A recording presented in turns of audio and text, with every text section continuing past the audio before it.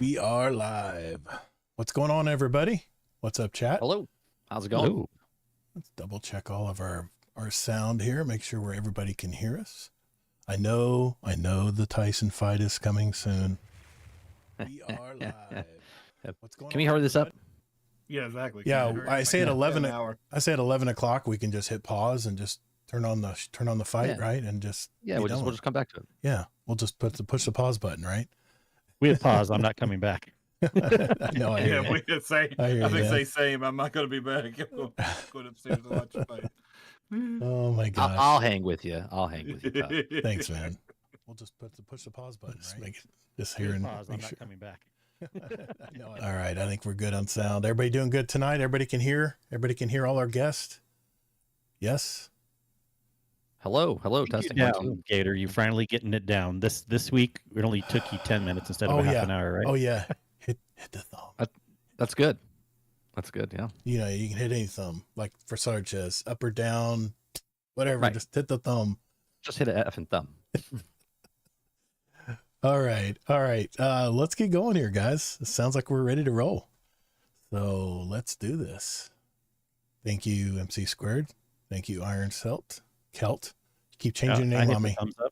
Keeps changing your name on me. Thumbs up. Rodimus, you have my attention till the fight. Okay, Rodimus, you got it. All right, here we go. Quiet on the set. 3, 2.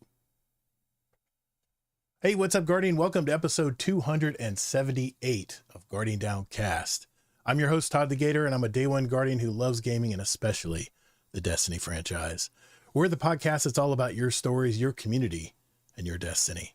In this live episode, we have our monthly roundtable episode where the three of us host, bring a topic to the table, but sometimes we have a guest on to present their topic as well. These topics revolve around our gaming hobby generally, and it's the one time of the month that Destiny may not be front and center. I'd like to thank my two co-hosts for joining tonight, RNGGator and Kingsleymac. I know, Kingsley, you're a little under the weather, so hang in there, buddy. How's everybody doing? Doing good? Doing good. I'll be here as best as I can. Right now, I'm okay. Good deal. And RNG's watching the fight. We got it. All right. For those of you who just may have discovered our podcast, we have a live version of our show on YouTube where you can interact with us live in the chat. We also have a replay of tonight's show on my channel. And of that, of course, is Todd the Gator, 2 Ds and GATR. The audio version will always be available for any of our podcast apps out there. And you can always go to our website, guardiandowncast.com, to listen to any individual episodes as well. Tonight, we have a special guest on the show bringing a topic to the roundtable. He's been in gaming as long as I have, and is a GenX'er like me as well. I've gotten lunch with this guy more than once, and no matter what's going on around us, we end up spending way too much time talking about gaming. He's been podcasting with his brother, Sgt McClusky, for over 415 episodes. Now on 418 episodes now on the Generation X Gaming podcast. And they always get into all kinds of gaming news submitted by their community. It can really be entertaining, as I've watched these guys for a long time. They have their episodes live as well here on YouTube. So please welcome my fellow Floridian gamer, 30 and Still Gaming, or 30 NSG. How you been, man? Good, man. How are you? Very good. Looking forward to talking with you guys tonight.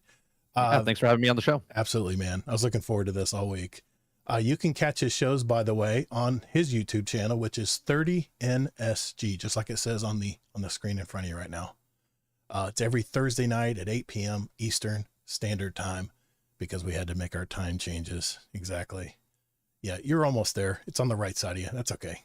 That's all right. Now there. Look, there it is. There it is. So yeah, check his show out. It's really a lot of fun to watch. I wish Sgt McClusky could have made it tonight, but unfortunately he had to work. So we'll try to get him on the next one. In this episode, well, first I'll catch up with our week. We'll also hear what 30's been up to since his last visit on our show. Then we're going to dive right into our 4 topics on the roundtable tonight. To respect our guest time, I will wait to go over the highlights concerning This Week in Destiny, the TWAB, Bungie's weekly blog post. There are lots of changes coming for Act 2 next week, and whoever wants to stick around at the end of the show, I'll break that down as well, and we'll go through it. That way our guest doesn't have to stick around for all that stuff. So, of course, if you have any feedback for us, anything we're talking about, let's hear it in our Discord. That's discord.gg/Guardian Downcast. For our live audience, if time allows, we'll hang out for a bit afterwards. If there's any questions or comments or anything you guys want to talk about, there's a lot to cover tonight. So if everyone's ready, let's roll. All right. Good to go. All right. Let's see here. Let me get to my part where I need to get to. So 30 and Still Gaming. I'm just going to, well, I can't call you Mike because Kingsley's also Mike. So I'll just call you 30 if that's all right tonight. Whatever you guys want to do, we'll figure it out. Sounds good. We'll figure it out. So, hey, before we get into what we've been doing this week and everything, how you been, man? I think it's been a couple of years since you've been on the show with us. What's new, man? What's changed in your life? What's going on? I don't know what's changed since the last time. I mean, it has been quite some time. I mean, I did I have the 30 NSG channel? I don't think so. It was 30 and Still Gaming, I think. Yeah, it was the 30 and Still Gaming channel. Yeah, so I started a brand new channel, I guess, since the last time I've been on. Yeah. Got monetized in 3 months Nice. for it. And it's been really good. We have a really good community over there. It's not about the subscribers. I only have like 2,400, I think 2480 or something like that. That's not bad for a new channel.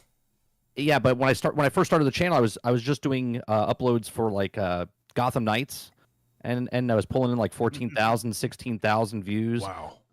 Only having like 300 subscribers and whatnot, and got monetized, and we have a really good community, lots of members. I do a daily show every single day, Monday through Thursday, from 10 o'clock in the morning till noon Eastern, and about 4 or 5 months now, we've been doing where I just bring up the community. Like, it's all about back and forth with the chat. Mm-hmm. So I'll bring their chat up on screen. If you're a member of the channel, I'll put it up on the screen. If you're not a member of the channel, I still talk to you and still bring it up. I just don't put you up on the screen and stuff like that. So right. Good.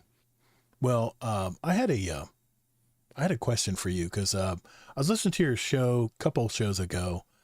You play a lot of games, man. I think it's safe to say you probably play more games than all of us here. That's because you just play Destiny. I know, but I don't just play Destiny anymore. I actually have 3 games I play. I play Balatro. I'm playing Call of Duty Black Ops Zombies, and of course Destiny. But since you play more games than anyone I know, and I'm talking all kinds of games, not just the big AAA releases, I get frustrated trying any new game where I'm not used to the controls or the mechanics. It's as though I just want to fall into an easy chair for that game and just know the controls intuitively without having to stress and understand what the game wants me to do with my controller. And let's face it, tutorials are not the greatest in some of these games. So my question to you is, what process do you go through whenever you're trying a new game, and how do you avoid the frustration that comes along with learning a new game? Because you've played a lot of games, dude. I don't even think about it. I just Really? play it. Yeah, like there's the little details that happen. Like if I'm playing like Fallout 76 or a Bethesda game, they always put the jump button to Y. Why, I don't know. But then when you play that for a couple days or weeks, and then you jump back to another game where A is jump, and you forget that, you start losing a little bit when you're in a gunfight or whatnot. And then like B's roll in some games, but then another game might be X. So like the little difference there kind of gets frustrating. But as a streamer, it's kind of funny because people be like, "You're terrible," and I'm like, "Well, I'm not Shroud, so you're not here for the gameplay. You know what I mean? Like you're not for the headshots. You're here for more of the humor and the talking." So, But you play games like really small games. I mean, stuff that probably gets a couple thousand people playing it, maybe. But yeah, man, I always admired you. You and your brother just have such a love for games that you try all kinds of stuff. Where I like shooters, man. I got to do the shooters. But Balatro, I mean, I never thought I'd play a poker roguelike game, but Balatro's definitely got its fangs in me. But I always admired that about you, man. The fact that you just step in there with the greatest attitude and try new games. And it's just always been really cool. well, like right now, I'm playing a game that was one of the guys from that made RuneScape, which is now called Brighter Shores, and it's basically it's RuneScape. Right. For some, I'm playing it. It's very small game, but it's interesting. I've been playing that. I've been playing TCG Card Simulator, which is just a made I've with the seen Unity people play engine. that. It's fun. It's just stupid. You're a comic book, if you're a comic book guy, you own your own store and stuff like that. And you're doing trading cards and board games and comics. I play Ice Road, or not Ice Road Truck. It's called Snow Runners, the trucking game, which is can we curse? Are we allowed to curse? Go for it. We're past our 30 seconds. Yeah, it's a shit ton of fun, Mhm. but it's very frustrating. It's like the Dark Souls of driving games, right? Really? Like it's brutal. And I play a lot of games. Game Pass has so many games, so we try different games all the time on Game Pass. I have a kid. I don't have a lot of time to spend $70 on every single game that comes out. So Game Pass helps us out there. And then other games that are indie games, they're cheap. They're like $25, $30. You know what I mean? You can buy 2 or 3 of them for the price of one like pre-ordered like Assassin's Creed game. So you have to tell us the story of your experience playing Planet Coaster this week or last week. It was so funny. Are you playing the new one? He's playing the new one. Yeah, I'm playing Planet Coaster 2, but I bought it originally on the console because my son wanted to play it, right? So I have a 10-year-old son, and he wanted to play Coaster. And he's like, can we get it? And I was like, let me see. And I was looking at it, I was like, yeah, okay. So I bought it. I was like, I'll stream it, thinking it would be pretty easy. The controls are absolutely horrendous speaking of controls, right? Are horrendous. Like it takes, you take a mouse on the PC, you're just moving the mouse over and then click, like pick your next rock that you're going to put down or tree you're going to put down or the wall you're going to put down. It's that quick. It's just click, click, click and you're done. With the controller, it's a 15-step process. You got to hit the left button or the RB button, then you got to hit the D-pad to go down, then you have to scroll over, then you have to hold the X button to put the radial wheel up, and it's just like, oh my God. And then you don't know which way is like, so there's like different axes, so the Y-axis, the Z-axis and stuff like that. So then you have to push down the D-pad, then you got to push right or left on the D-pad to go down one level. I would have been out. Yeah. So I got so frustrated, but I love that game so much. I was like, you know what? I'm going to buy it again. So I bought it for a second time on PC, and now it's much Totally better. Different game. Yeah. Totally different game. I even tried on the console to hook up my mouse and keyboard because it does work with it. It's much better, but still it's a little frustrating with it. So I was like, screw it, I'll just pay $50 and play it again. Wow. I was laughing when you were talking about how frustrated you. I think you spent a couple hours and you couldn't get the power on, I think, to the whole park or something. God. Yeah, I don't know why they added power. You have to add power for every you have to have a power plant. He said people were walking by and they weren't going in. I'm like, why aren't they going in my park? They wouldn't even come into the park. They wouldn't even open. Like the line was. I was like, why aren't they coming in the park? I was like, he couldn't get the power on. He left the power off. Yeah, I was watching some people stream it, and you saw you have to do power now. You can shut it off in sandbox mode, but in the regular mode, you have to have power, and you have to have a power distributor. So you have to have a generator and then a power distributor. Wow. And then it has a radius around it. But I think you can put like 2 rides, and then you have to put another one. So when the third ride you put down, you have to put another power plant or another power generator and then a distributor. And I get it. It's interesting, but at the same time, it's like I don't want all that. I just want to build a park. Yeah, I got you. It's not made by the same company that made like the Jurassic Park. Game I don't know if they did the Jurassic. I know they do power in that one too. I actually might be because they do Planet Zoo, they do Planet Coaster, they do City Skylines. I don't know if they did the Jurassic Park one. They might have. It seems like it is. Yeah, they do great. I'll tell you what. If you've never played City Skylines, if you're like a SimCity guy, I love that game. You play that game? You turned me on to it. I actually bought it. I bought it on Steam.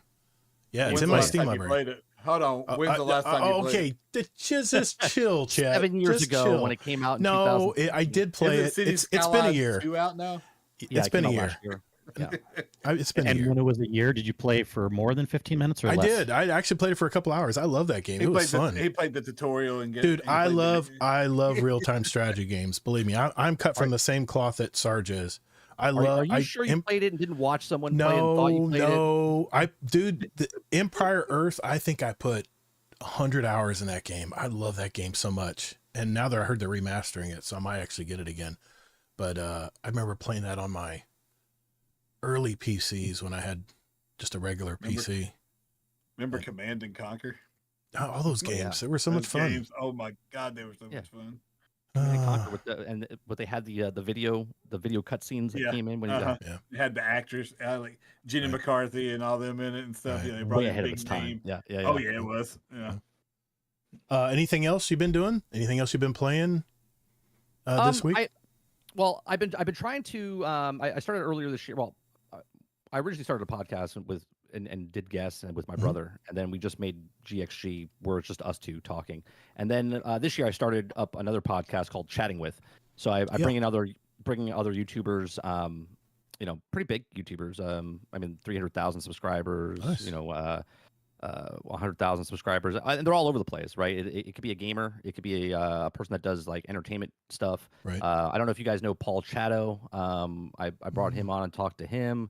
I brought in another gentleman called Greg Owen. I talked to Kingard. I talked to Ginger Prime. I talked to J Shock Blast. So lots of different people across all the spectrum of YouTube. I interview them about how do they balance their life, and how do they balance their work life, their family life, and a YouTube channel, doing what they do. And because I always like learning, so I always liked having a conversation with them, and it's really like a laid back. You're much more organized than I am ever. Even with your audio podcasts are fantastic. Thanks, I do nothing, no prep. Like I bring them on and I just talk to them like a conversation, just like a normal conversation. Right. I might ask them like, oh, where'd you start off at and stuff like that. But there's nothing planned. I don't send them a list of this is what we're talking about. It's just come on the show and bullshit with me. It's more like a Joe Rogan type of style where just bring a guest on and just banter back and forth with whatever topic. Nice. Very cool.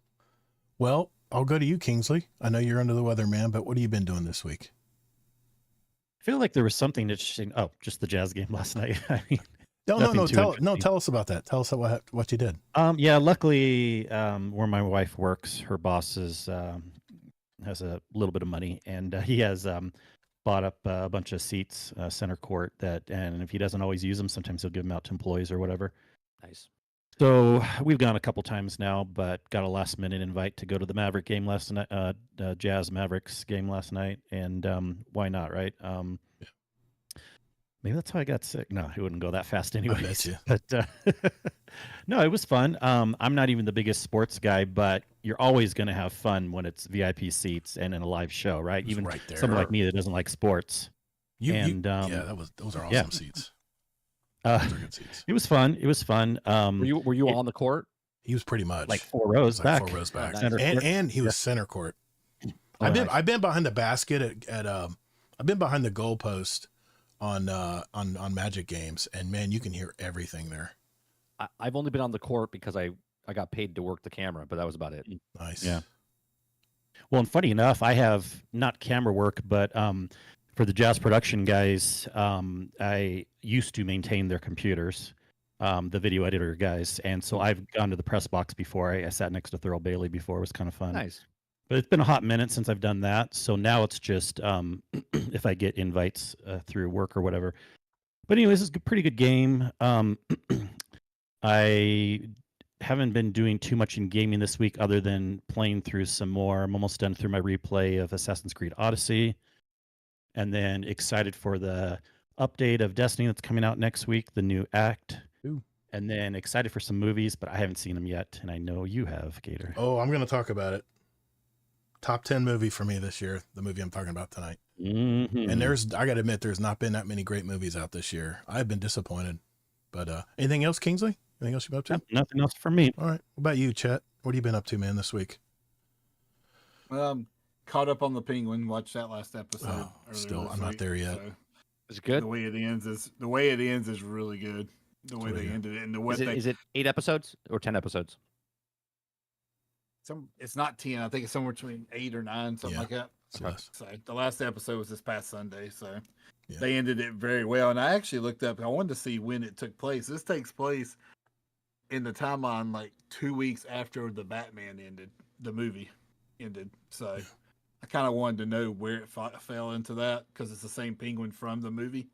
May I ask what's the time span during the show? Like, does it take place over a week, over a month, over like? Do they mention that? I want to say they mentioned it's not very long. It doesn't take place over I would say a couple weeks at the The most. reason I ask is because if Batman doesn't show up in the show, He you know does what I mean? not. Right. Yeah. So I'm assuming it's a smaller window, like a week's time or something. Yeah, like it that. is. Yeah. It's just focusing on the Penguin and how he's kind of coming into the world. So, you know. Yeah, that's what I being love in the about movie. Penguin. It's about it. It's not about him as a boss. It's his coming up and how he gets to become the Penguin. Exactly. It's great. Sort of like what they did in the show of Gotham. Yeah, A little bit. Yeah. Mhm. Something Yeah. like that. Yeah. It's really good. Yeah. So I finished that. I got caught up on that. Started watching a show on Peacock that I wanted to watch in October, but never got around to it with everything else, called Teacup.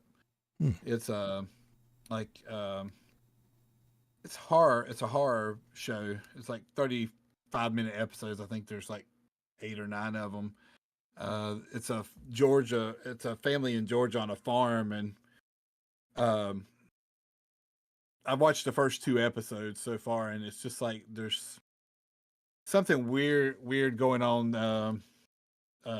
Animals are acting weird. There's real, like, people listening to music and there'll be high pitch noises in it, and like the first episode starts out with this woman running and spouting off words. She's just talking crazy and everything. And the girl that's in it, if you remember the TV show Chuck, remember the blonde girl from Chuck? Oh yeah. Mhm. She was in Mass She's Effect as well. Yeah. Yep, she played Miranda in Mass Effect. Yeah, she's in this one, and she's a vet. And like I said, the second episode, or the first episode, she has a son who wanders off to go find a goat because they live on a farm, and he runs into the lady that's like talking crazy crap. She's bleeding. She's got like this something in her eye.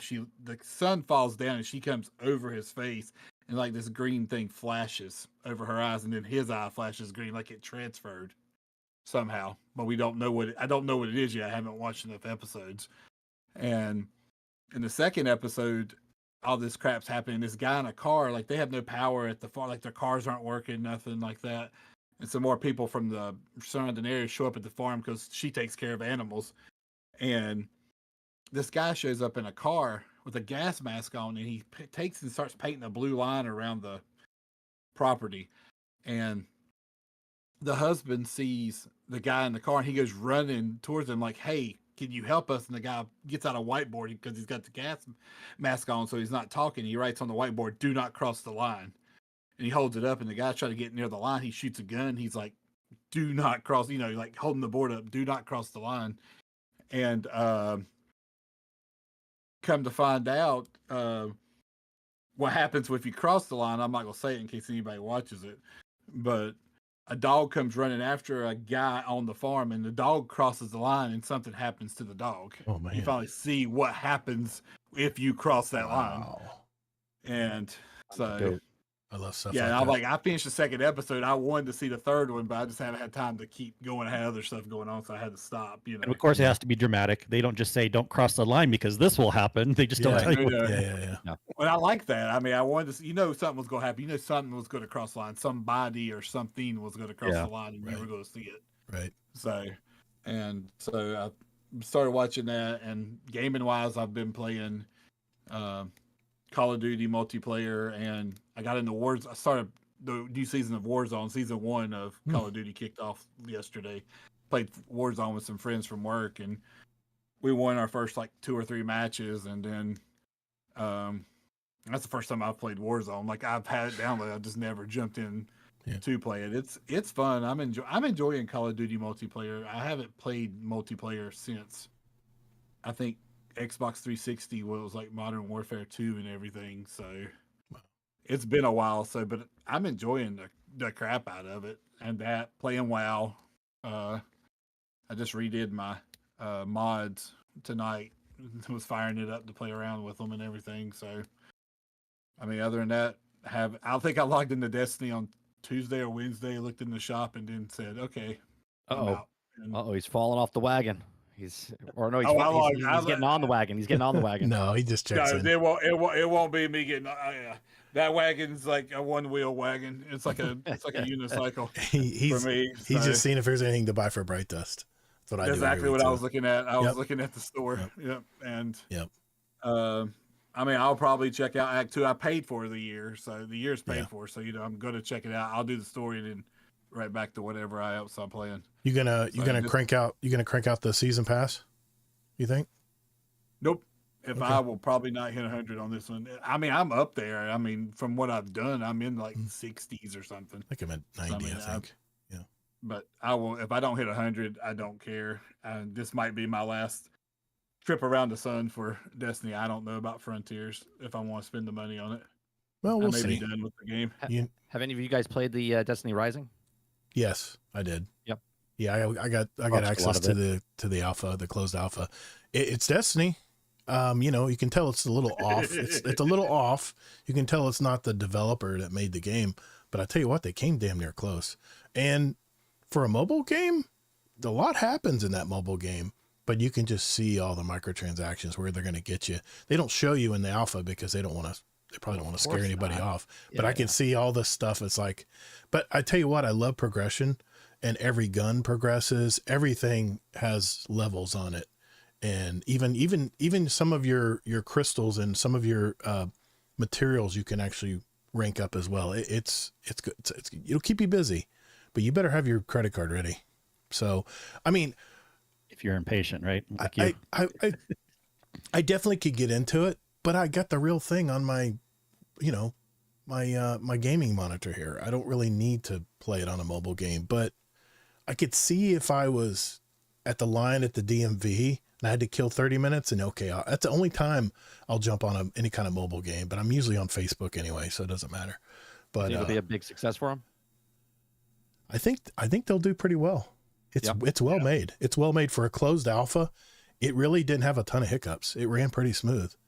I think it'll do. I think it'll do somewhat. I mean, I think it'll do well for a mobile game. Solid for about a year, and then we'll see what happens after that. Yeah. For me, I've been farming the Haunted Lost Sectors. Still working on getting all that stuff done. I'm still trying to get my 450 precision frame auto rifle Braytech Werewolf. I'm trying to get the perfect rolls for that. Still don't have my Lone Wolf tap the trigger.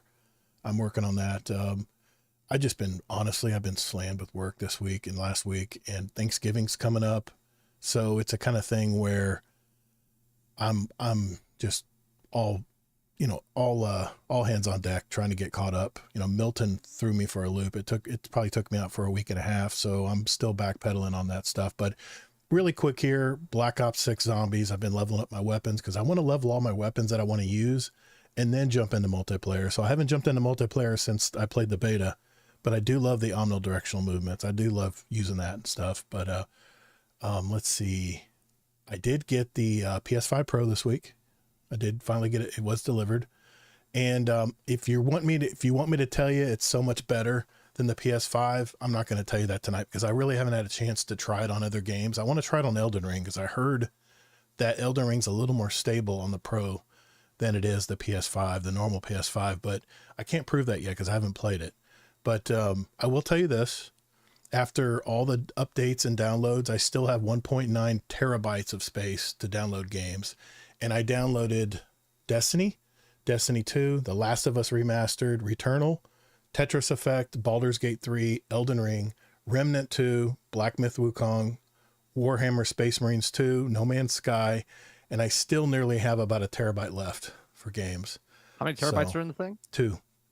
And they actually spare a lot of the video memory for all the upgraded stuff. They actually spare it and don't take it. They have extra space. Right, it's not 2 terabytes with the stuff in there blocking that. It's like a separate. Well, I'll give you an example. 2 terabytes after the stuff that's on there. After the operating system updates, my regular PS5, which now is in my big screen TV, so I can shoot zombies in the head on my 72-inch now. But it's the kind of thing where once you downloaded the operating system updates and all the stuff, you only had 800 gigs for games, and that's not a lot. I kept having to delete games to add a new game to play, and it was just such a pain in the butt. So I had plenty of room on this, and it runs super quiet. I showed some pictures of it in the Discord. It's about I'd say it's about 30% smaller. It's like the slim model, And I'm looking at it right now. It's just very sleek. All the lighting used to be on the top of the PS5. Everything, all the lighting's at the bottom on the PS5 Pro. I didn't get the stand. I don't think it needs a stand. It sits on a hard table. I don't think I need to worry about that. Are you going to 3D print the pizza warmer from Pizza Hut? Put it on top of your, no, I'm not getting all that saw stuff. that. I'm not going to get all that stuff. No, I don't think so. No, I'm a very simple man. I have very simple needs. And I know I saw that last night on your show. It's funny as hell. I was like, who's doing that? And then the gaming chair, the speakers you could clamp on your gaming chair. Well, how do you clamp it on this thing? This is an office executive chair. I don't know how they're going to do that. Yeah, that's not a gaming chair. It would drive me crazy. This thing's better than a gaming chair. I've been in those gaming chairs. They're not comfortable. But and I got an old man back, so I need all the extra support I can get. But I did play Crucible on Monday night on the PS5 Pro, and it ran real smooth. Like I said, you're not going to see any major differences because Destiny 2 is not one of the games that's been enhanced. But I always play, I think 4K 120. It's upscaled, so it's not exactly 4K. Not real 4K, yeah. It's not real. But I'm curious to see how the what do they call it, SDDR or something on this, the AI that's built into this. I'm curious to see. Pisser. The pisser. Yeah, exactly. I'm curious to see how that works. I did get the new PlayStation game that everyone thinks is going to be game of the year. The what's it? The bot game. Astrobot. Yeah, I did go ahead and get that game because it looks fun as hell. I think it's going to bring me right back to my Mario days and my Crash Bandicoot kind of days. Yeah, it reminds me of those types of games back in the day. It looks like it's a good game. Yeah, my son has it on his PS5. It looks fun. Did they code that for PS5 Pro? Exactly, the PSSR. Yeah. I'm curious to see how it does on that. So, that's it in a nutshell. Entertainment is what I wanted to talk about. I've been watching the franchise on HBO Max. I'm still loving that show. The Diplomat. My wife and I just watched the next episode of that on Netflix. Fantastic show. I'm waiting to watch the Penguin episodes. I'm on halfway through that season, but my wife and I saw Heretic on the Dolby Atmos theater screen at my AMC theater because I have AMC Subs A-List membership. And I have to tell you, I'm not a big horror movie guy, but this movie was so memorable. I'm still remembering this movie 3 days later. But it's not horror, right? Isn't it like thriller classification? It's anybody see Black Phone? Yes. It's like Black Phone. Yes. It's like that movie. Oh my God, and Black Phone was good. Black Phone was good. Yes, but this movie, I tell you what, Hugh Grant was fantastic. It was unnerving how well he played his role because you're used to Hugh Grant as this charming Englishman, right? But he came across as the creepiest guy, but very intelligent. He's like gaming these kids. But you could just sense something was off about him, though, and he portrayed that very well. He was very good at hiding that fact. But overall, I'm not going to give away anything here. The story is very well laid out. The entire movie seemed like a sequence of levels that led to something very disturbing at the end. I don't want to spoil anything, like I said, but there's a scene in the movie where he's talking to the girls about all the religions in the world, and the manner he presents his argument was chilling. And he refers to a Holly song. 30, you might know this song. The Air That I Breathe by the Hollies. I would have to hear it. We had to hear it. I had to play it tonight in the car. I can't get this song out of my head now. Every time I think of this Hollies song, The Air That We Breathe, I'll have to go back to this scene in this movie. It was that good. But he talks about all the religions in the world, and he's referring to this Holly song that's playing in the background that like I said, I listened to this as a kid. It's 1974 song. And he talks about the band Radiohead. It's just a pure gold. This whole scene was set up so nicely. This is going to be probably a top 10 movie for me this year. To be honest, like I told you guys earlier, the movies have kind of been average to me this year. But this one stands out. Solid top 10. We still have 1.5 months left, so we'll see what else gets into that spot. But I give this one 4.5 stars. Great movie, a must watch if you can handle the dark movies like this one. There's Rotten Tomatoes has it at 92% certified fresh from critics and 78% from audience. I thought it deserved like a 90 if I was to give it an audience score. Still good. Yeah. Very good. So definitely want to see that one, Kingsley. You're going to love that one. A couple movies I'm seeing coming up: Gladiator 2 and Wicked. You know, the I'll watch Thanksgiving. Gladiator too. Thanksgiving I can't stand weekend. Pedro Pascal. He's in everything. I'm done seeing his face. I know, but it's Gladiator 2 and it's Ridley Scott, man. I don't care. I'm not even watching Fantastic Four next year because he's in it. I know he's in everything now, isn't it? He's in everything. Yeah. Like there's no other actors in the world. Only Pedro can play it. But Dune Prophecy is now out on HBO Max. Can't wait to see that. Probably watching that tonight after the show. That's the series, right? Mm-hmm. The series. Yep. Yeah. Yep. It's about the Bene Gesserit. It's about the Bene Gesserit. It's about the Bene Does it Gesserit take witches. place in between, or does I that don't take know. place after? I think this is a where's- prequel. I think this is before Dune. This is what sets up all the Bene Gesserit and what their role is, I guess, in the world of Dune. I don't know, but anyway, that's it for me for tonight. But real quick, I didn't know you were talking about movies and stuff. I watched The Gentleman on. I haven't seen that. It's on Netflix, I believe. Wait a minute. Right? No. What was it about again? The Gentleman. It's there was a movie called The Gentleman. It's on Netflix, I think. I think it's on Netflix. I'm pretty sure it's on Netflix. Yeah. And it's about this British family.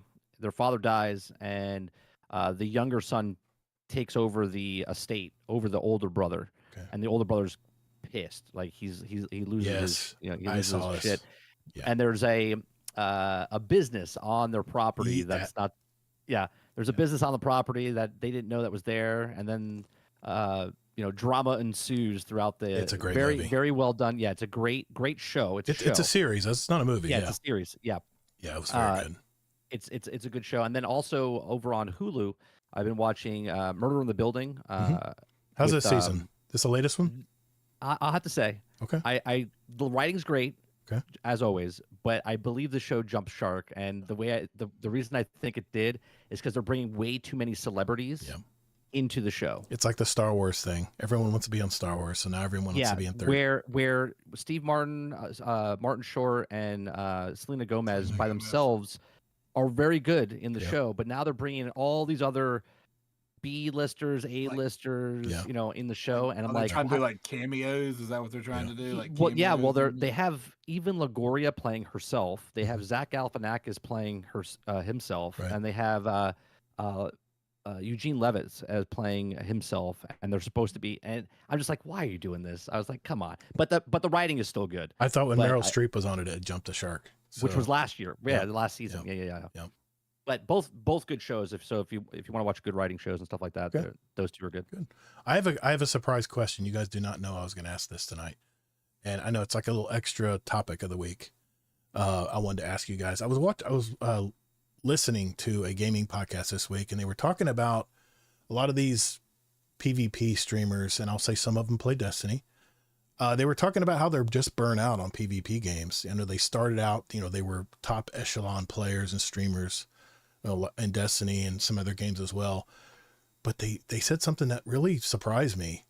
They said that they wanted to put more time into mastering single player games.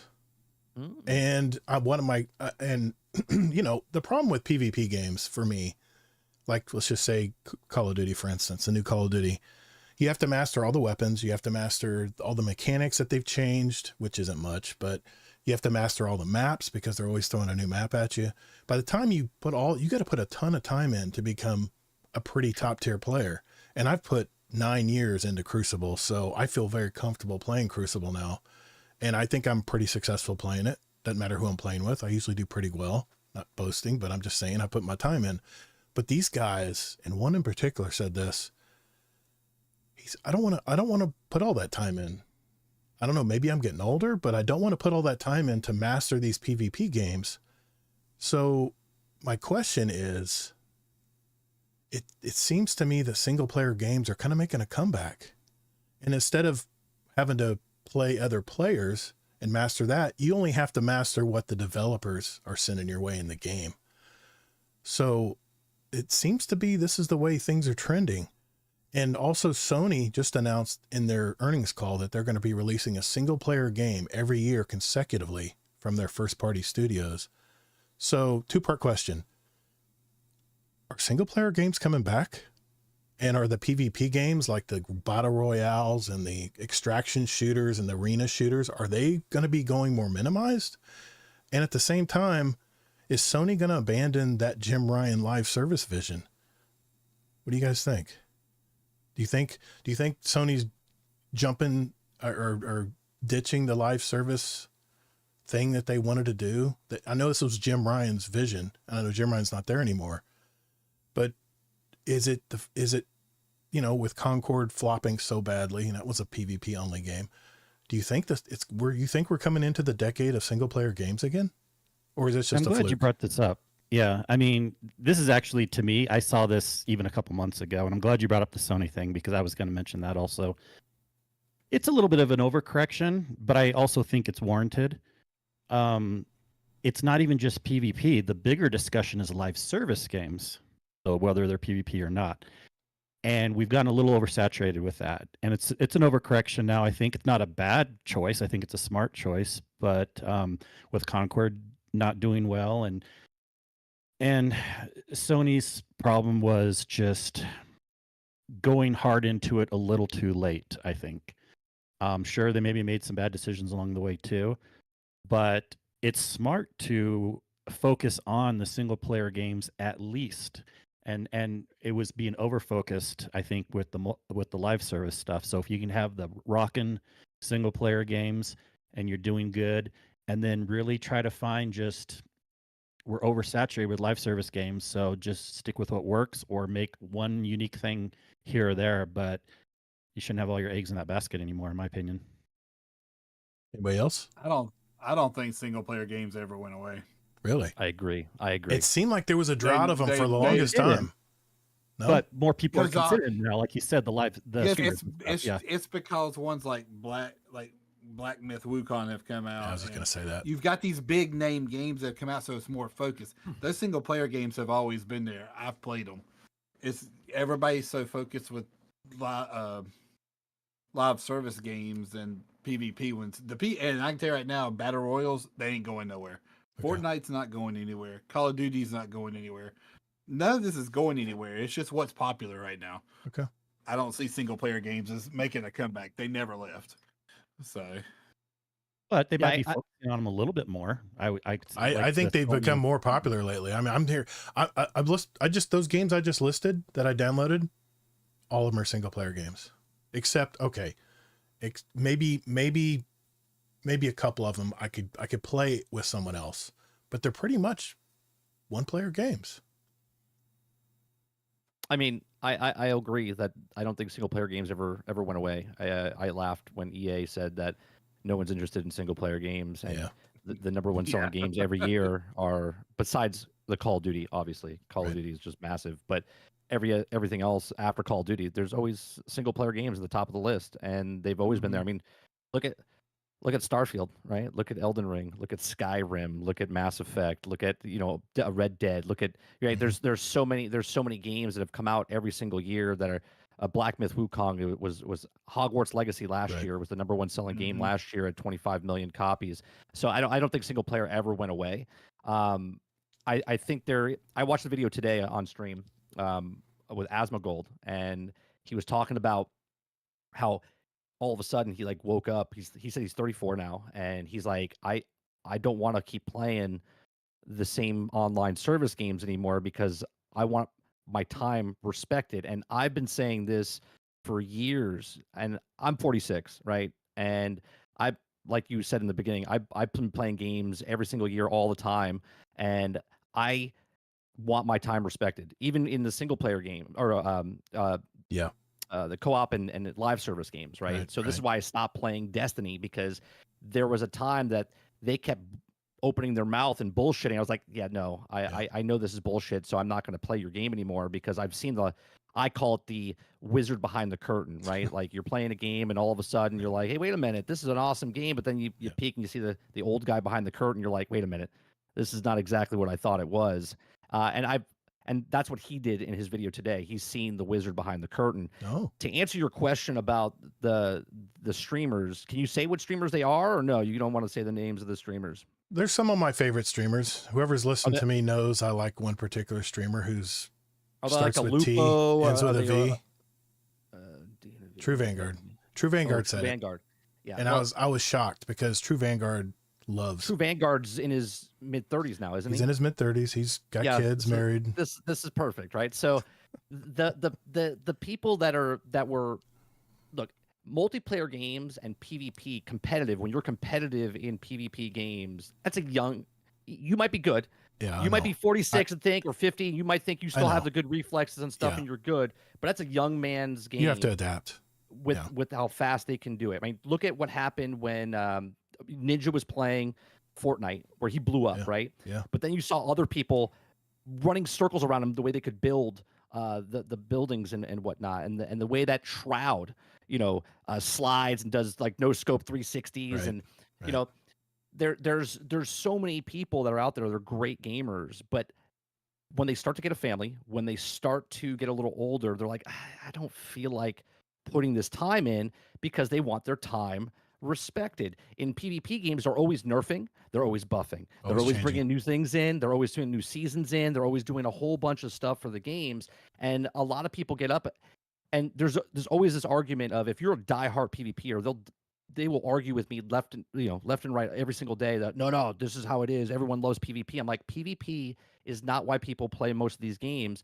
Come on. When Destiny 1 came out, okay, I think it was 83 or 88% of the people that played Destiny 1 stopped playing after they beat the campaign and they put it down. And then they slowly started coming back to play the PvP and the Crucible and whatnot. Yep. But everyone usually just plays the campaigns. And if it's a live service game, like I played Marvel's Avengers, I played Fallout 76, I play a lot of live service games.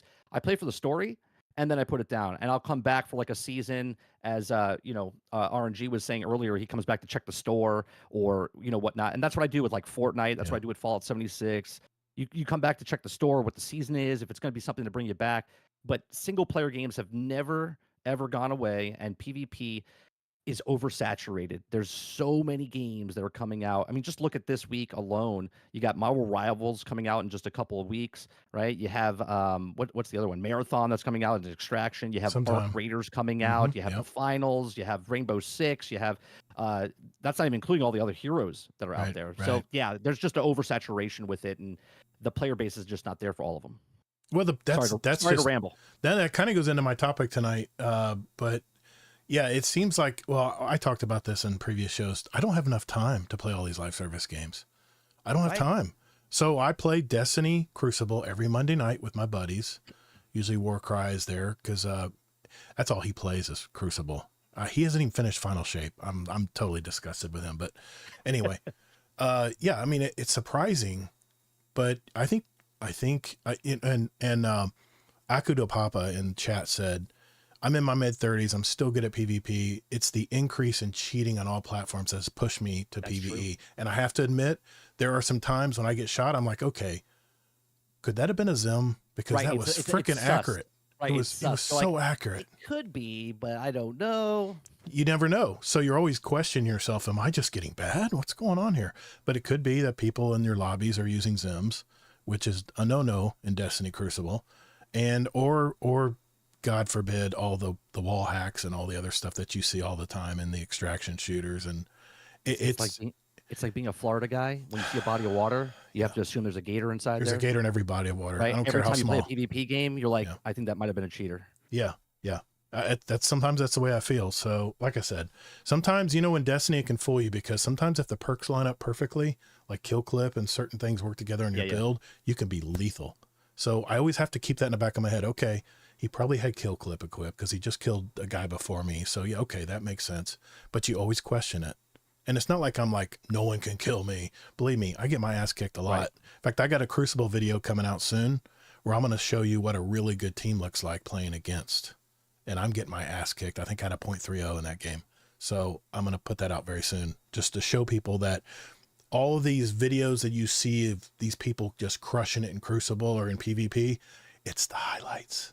They clip that part and they post that in their video. They don't, and if you watch a streamer all day, even Grenader Jake, there'll be games where he just gets killed. And that's the wrong word. He gets slayed in some of these games. And you're like, you know what? He will say it's a cheater. Who knows? Maybe he's getting up there in age as well. So maybe he's, maybe he's slipping a little bit. So anyway, I just want to bring that question up because I was listening to a podcast and I wrote it down in my notes. I said, I got to ask the guys this tonight. So, all right. I know we got a lot going on tonight. So let's get into our first topic of the roundtable tonight, and we'll be right back. Ooh, an hour in. I know. Yeah. Okay. We're going to start out with Mr. Kingsleymac. All right. You have your topic of the night tonight. So what do you have for us tonight, sir? Yeah, tonight my topic is definitely more on the techie computer side, which, we have topics like that from time to time, and it is vaguely related to gaming also, actually. But I wanted to talk about the general idea is Intel having problems? Now, I have a couple of articles to give some background here. One of the latest articles talk about a class action lawsuit that's being brought upon them. I'm not so much here to talk about the merit of if that's warranted or not, but I do want to talk about the details about how the 13th and 14th generation CPUs that they've been putting out have definitely had issues. No one can question that. Basically, the stats show that the 13th generation have 4 times higher return rate than the previous generation, and the 14th generation ones have 3 times as high return rate. But basically, they have a class action lawsuit against them stating how, this has been going on for a little bit, and Intel didn't really do anything to let people know what chips are having the issues, and people are getting just sick of returning them, and some issues with that. Now, more news shows that, and this may have just been a rumor, because, when companies are being talked about being bought out and stuff, usually what's happening is those are true things, but then they just don't go all the way through, right? There was the rumors in the past, Microsoft was going to buy Bungie, and then Sony, and then that happened or whatever. Microsoft probably did talk to them, but it just didn't. Oh, they did. They 100% did. Yeah, they were overpriced themselves, and they turned it down. Yeah. Another good thing that shows that Sony did pay too much money for Bungie. Mm-hmm. But anyways, Qualcomm was rumored to buy out Intel, and I have a friend that works at Qualcomm, fairly high up, and he couldn't confirm anything to me or not. He kind of had a little wink or whatever, but it may or may not still happen. But basically what's going on here, alongside just these 13th and 14th generation chips that Intel pops out, what their bigger issue is, though, is Intel isn't able to keep up with mobile chips. So Intel makes good chips generally, but they're still power hogs. They run hot. And for mobile devices, phones, laptops, things like that, there's another type of chip, if anyone's heard, called ARM, ARM technology. ARM chips do so much better in mobile stuff. They use like 1/10 of the battery because of just how they run. And they're very fast and really good too. Intel is still on an x86 architecture, but ARM chips, Apple's been using it for quite a while, always in their phones, and their computers have had it for like a few years now. Even Microsoft, where their Surface tablets and some of their computers, Microsoft wants to push ARM too, but the problem with Windows PCs is that's going to be too long and too hard of a tradition, because think about how crazy that would be for Intel and AMD to cycle through. And again, AMD is not really having the problems, but I'm just talking about ARM technology in general, which I really like. So Intel's been known that they can't get their chips to run as cool and as battery efficient as ARM-based chips. So they're really losing the market on mobile computing devices. So I just want to know what you all guys thought. I mean, they can't make as good of mobile chips. They have a class action lawsuit on their 13th and 14th gen, and they might get bought out by Qualcomm. Do we think Intel's having issues? Well, I have a question, because this is out of my, because I don't really follow this stuff. So I do know it takes a really long time to make chips, right? It takes what, six to 9 months to, like, once you put the order in and they go in, it has to be a very, a clean environment and whatever they're doing to get the chips made. So did they, obviously you might not know, did they screw up the process in some way, shape, or form during that time frame, right? And now they, instead of eating it, they're like, well, let's just push them out because we made these things and they're not the best, but we gotta see. Let's see what we can do. What percentage we can put out there to sell where they don't get the return. Because if they just ate it, they lose everything, right? But if they at least put it out there and they get like a return rate of like 30% or 40%, they still have a somewhat money that they're making back on it. Is something like along that lines? It is along that line. I didn't go to all the details in the article just for sake of time tonight, but you're correct. I mean, that's basically what happened on the 13th to 14th gen. And you can't really blame them on that so much, but because there is that high return rate and people are able to prove that it's a pretty bad on these 13th and 14th gen, that's why the lawsuit's coming against them now. I know earlier this year, didn't Intel lay off a bunch of people? There That were major also, I mean, layoffs, other- maybe quality control, maybe a little bit because of maybe less employees. I mean, doing it. a lot of companies that's happening with, so that wasn't so much into my equation for tonight. But yeah, that doesn't help also. Well, here's another thing. Because of when the world got shut down, right? And there was a backlog of, chips in order what they had to do. We're now seeing the effects of what happened 2 years ago now. You know what I'm saying? So this is why they're trying to boot up a new industry. This is why they're trying to build the chips in Texas. But that fell through, didn't it? And that would take, I think, 5 years to build or something like that for the facility. So now you're only getting the chips from Taiwan, if I'm not mistaken, right? That's so tenuous at best. So there's only two companies making the chips, and they're both overseas. Is that correct, or is there three? So Taiwan Semiconductor is a big one. You're talking about Intel or ARM. I don't know who makes every single one, but obviously Taiwan Semiconductor, and then I forget the other ones. They all Intel, ARM. Well, they all go through the same manufacturers over there, don't they? The actual building, yeah, mostly. I know Intel wants to have the building in the U.S., but like you said, that's not really quite there yet. So yeah, they're still like 3 years away or something. They're building it. It's a huge, like billions. And billions supposedly, I forget who, and I think Apple's working with this, but they are going to bring an ARM, supposedly a manufacturer in the U.S., which would be really nice. Now, are they using those chips in the ARM chips that you're talking about? Are they using those in the new iPhones as well? They've been in every single iPhone from day one, and they've been in the Apple computers for about 3 years now. 3 or 4 years, yeah. I use them in the laptop. I barely dip my toe in this stuff, but because I read so much, I know enough to sound stupid. And Apple used to use Intel. Actually, they never used Intel for their phones, but they stopped using Intel for their computers about 3 or 4 years ago with the ARM chips. It allowed them to do more with their OS using that ARM chip. Yeah, I know it's a technical thing you guys may not have as much opinion on, but I hope that I don't want Intel to go down in flames, but I hope at least people can realize that that Intel isn't the only game in town. And I know even on the PC side, people have been okay with buying AMD chips for a while, but this is even a bigger discussion than that. I think the technology of x86 is inherently way behind.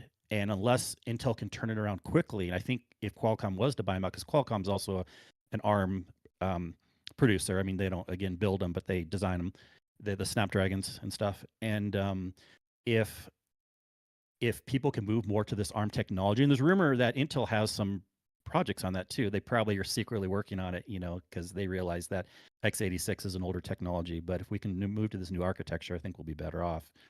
Yeah, but Intel really does seem to be having some issues right now, with the manufacturing plant, with the lawsuit, and with, chips. Oh, the last thing I was going to say is Microsoft, also Windows, just released an ARM version of Windows downloader to the public a couple days ago.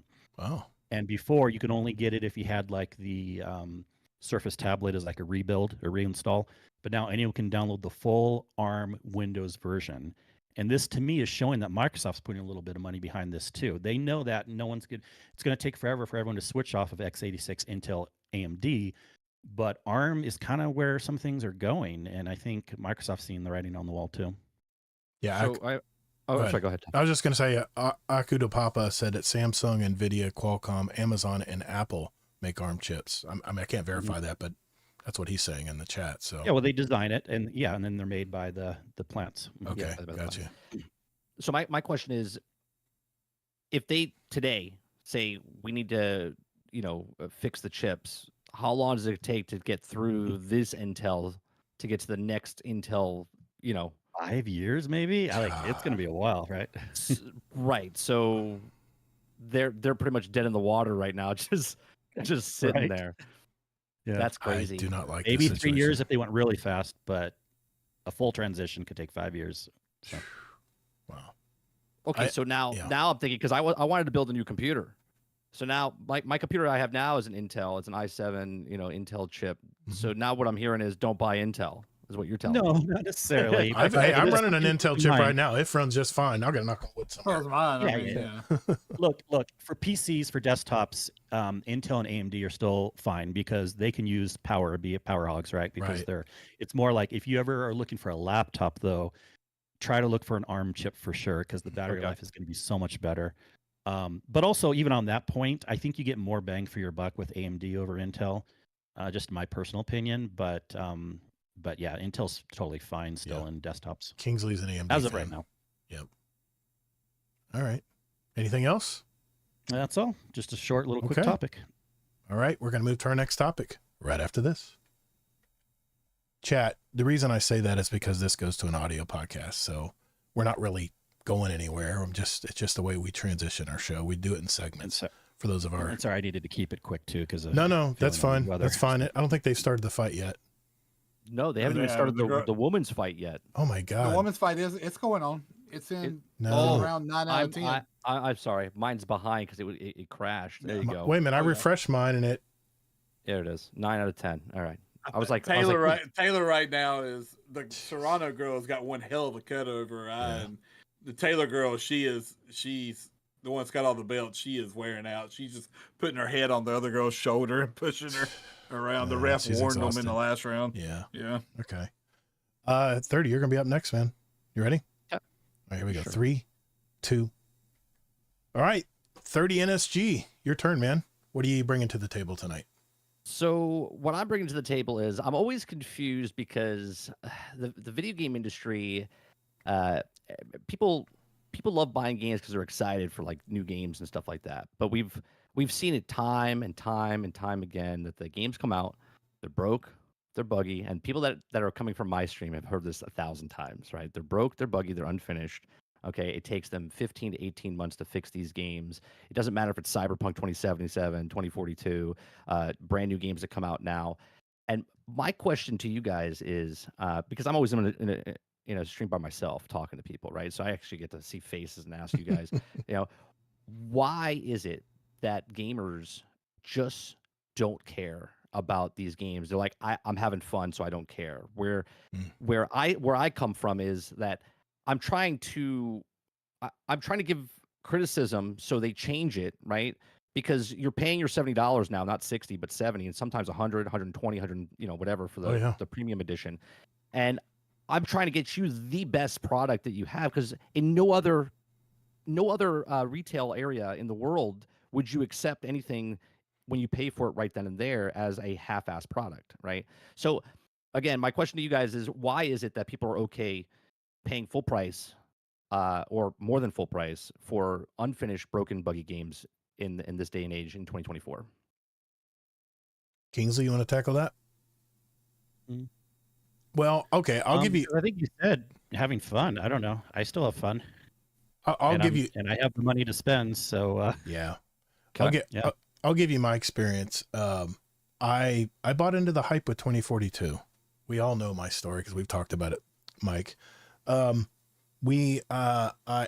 was so excited by all, if you remember back to Battlefield 2042, they actually had a storyline that they were producing every week. They were showing you these soldiers and what was going on, and you actually knew the characters. I mean, they spent a ton of money on the promotion of this game, so much so that I actually started a podcast called Battlefield Gamers. And they forgot to make the game. And then I played I jumped on the release day, and not only was it buggy, I mean, I remember running, it's Battlefield, man. These maps are enormous. You have to run forever if you don't have a Jeep or something. And I was like, you know what? I want to learn the maps. I'm going to run. I remember running, and I would glitch and go back 5 paces. And it's like I was walking in sand, and after about an hour of trying to get to my spot, because I kept zigzagging before I could get to the actual place to get into a firefight with somebody, I was so frustrated. And this is probably the first week they released this game. It was a shit show, man. And I said, this is not Battlefield. I don't know what this is, but this is not the Battlefield I know, because I'm a Battlefield 3, Battlefield 4 player, and I know I missed the boat with Battlefield Bad Company 2. I know I heard it's the greatest Battlefield yet. I never was around. I was playing Call of Duty. I didn't know about these games until after the fact, but I had so much fun in Battlefield 3 and Battlefield 4. And let me just be straight here. DICE has always had a buggy game. I don't know what it is, if they're just being so aggressive and so enthusiastic trying to try new things in the gaming industry.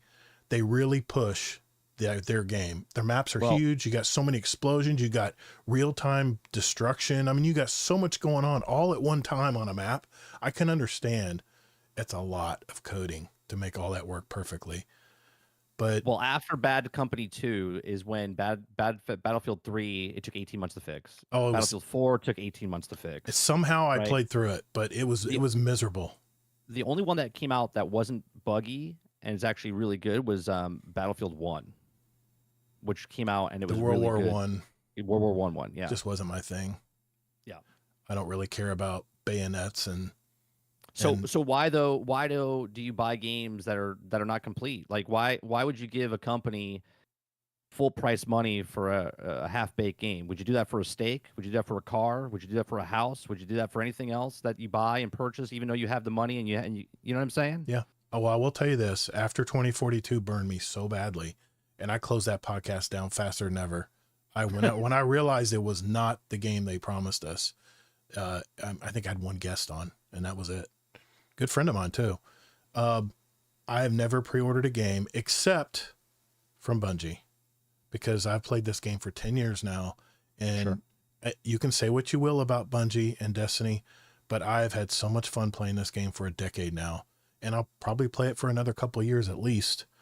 But other than that, I do not pre-order games. New Black Ops 6, didn't pre-order it. I know the hype about it. I know they put it on every freaking commercial on TV during Monday Night Football and stuff.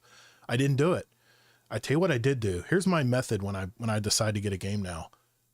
I'll wait for someone like SkillUp or someone online, maybe even you, Mike, that tries the game and actually streams it and evaluates the game, and we actually get to see some gameplay, because that's one thing, let's face it, they never put in any of their promotions is actual gameplay.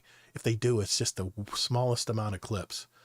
But until I see that gameplay, until I get a review from YouTube, from multiple sources, not just SkillUp, I will not buy the game.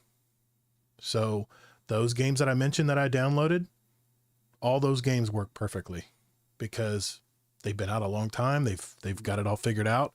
Bought a few of them at a discount because I have PS Plus, but that's my method now. I don't buy, I don't get into the hype. And I think you're asking us why some of us just buy these games when they're broken and not ready. I think if anything, especially with Bungie, their promotions team is outstanding. Oh yeah. The trailers look awesome. They can really suck. I mean, Bungie's the only developer that can do this to me, especially with Marathon. I hummed that song from Marathon on that reveal trailer 2 years ago now. I still can hum that song. It was such great music that they, pumped into the trailer and stuff, and everything you saw was like, oh my God, look at that. She's got oh my God, she's got face paint, and you get all excited. But I'm like Asmongold now. I've seen the wizard behind the curtain now. And now it's like, yeah, it looks good. And I'm the same way. I'm just as pessimistic when it comes to movie trailers. I'll watch a movie trailer and I'll go, I bought into the Megapolis. You seen that movie yet? What a shit show. What a shit show of a movie. But here's the thing with video games though, right? You don't have to buy it day one. Nope. All you have to do is wait like a day or two to see what's happening. Yep. And then you save yourself $70, $80 and you go, you know what? I'll wait 2 weeks. I'll wait a month until they put the first patch in. Mm-hmm. Star Wars Outlaws came out. It was broken buggy. Yep.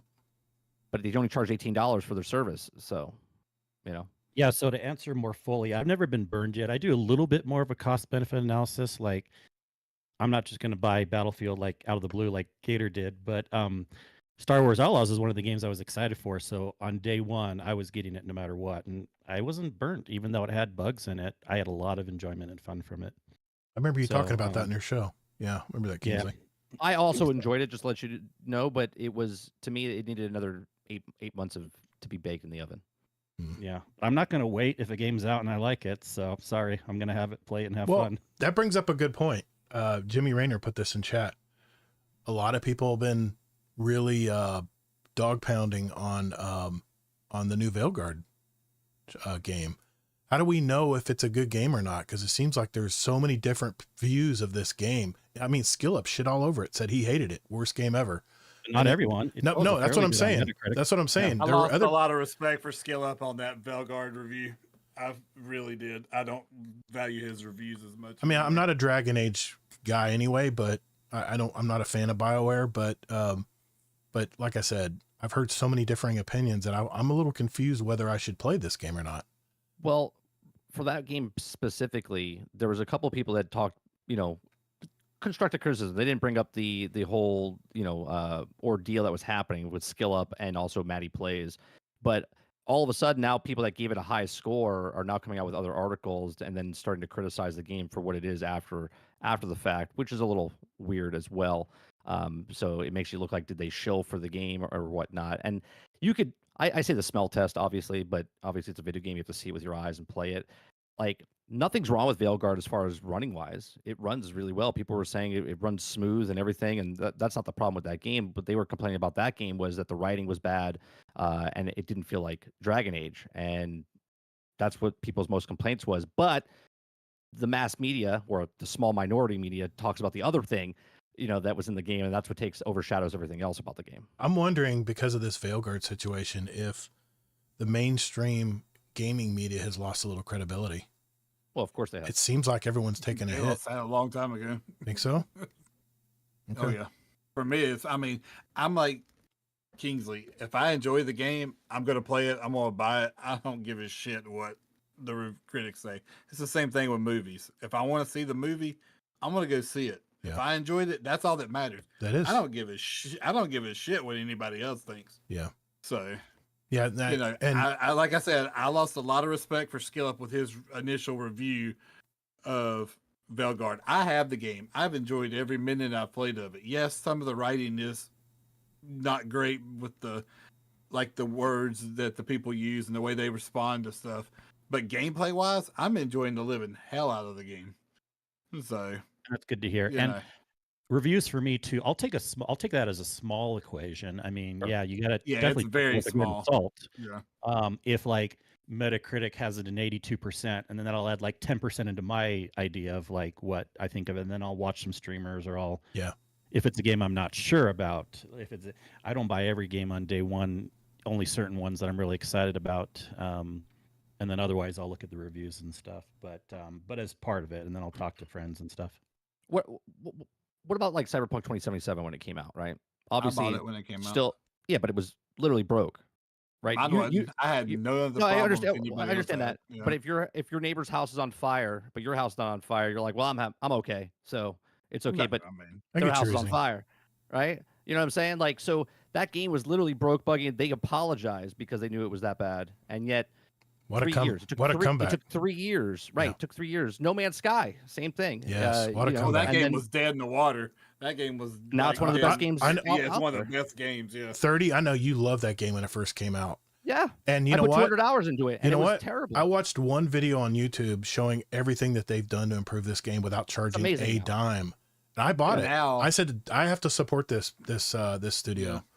And I've played. Okay, I played about an hour and a half of it. Okay, I just set up my little hut where I can do stuff, but the worlds are just amazing, and I love discovery type stuff. I know Kingsley, that's what Kingsley likes too, and I guess No Man's Sky has like randomly generated planets and stuff and worlds. 18 quintillion. Yeah, 18 quintillion planets. That's amazing. I need to play that more.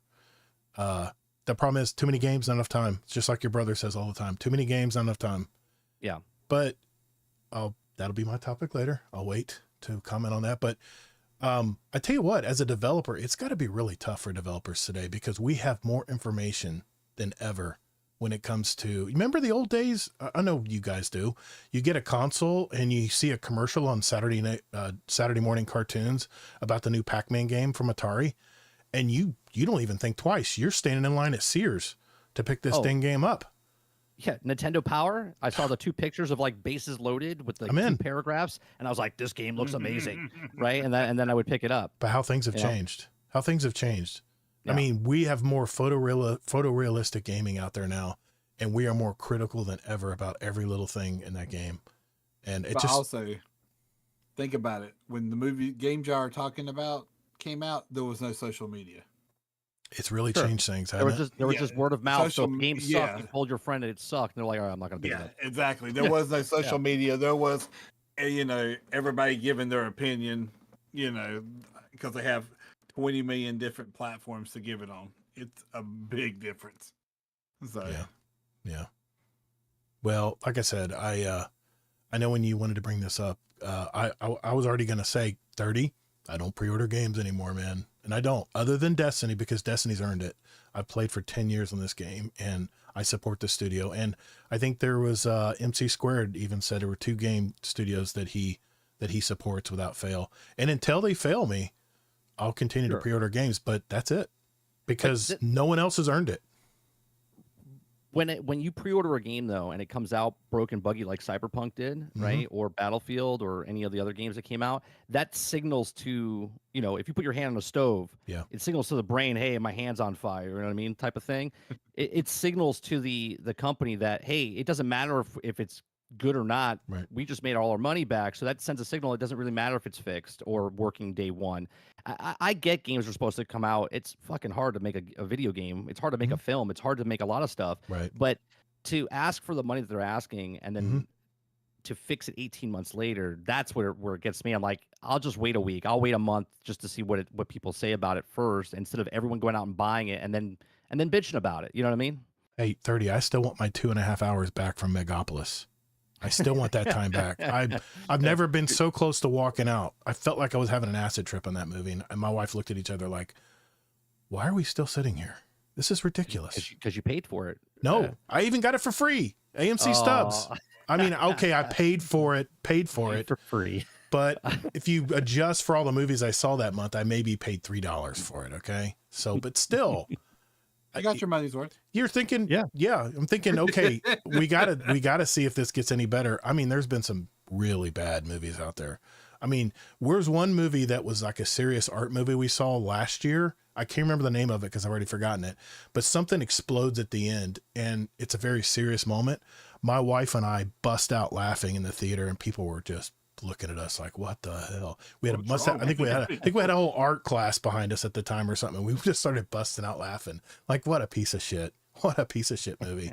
But anyway, that's a good topic. It's a good topic, and I think it needs to be repeated a lot, because if anything today, games are scrutinized more than ever. But the only thing that I'm really not liking is this review bombing shit.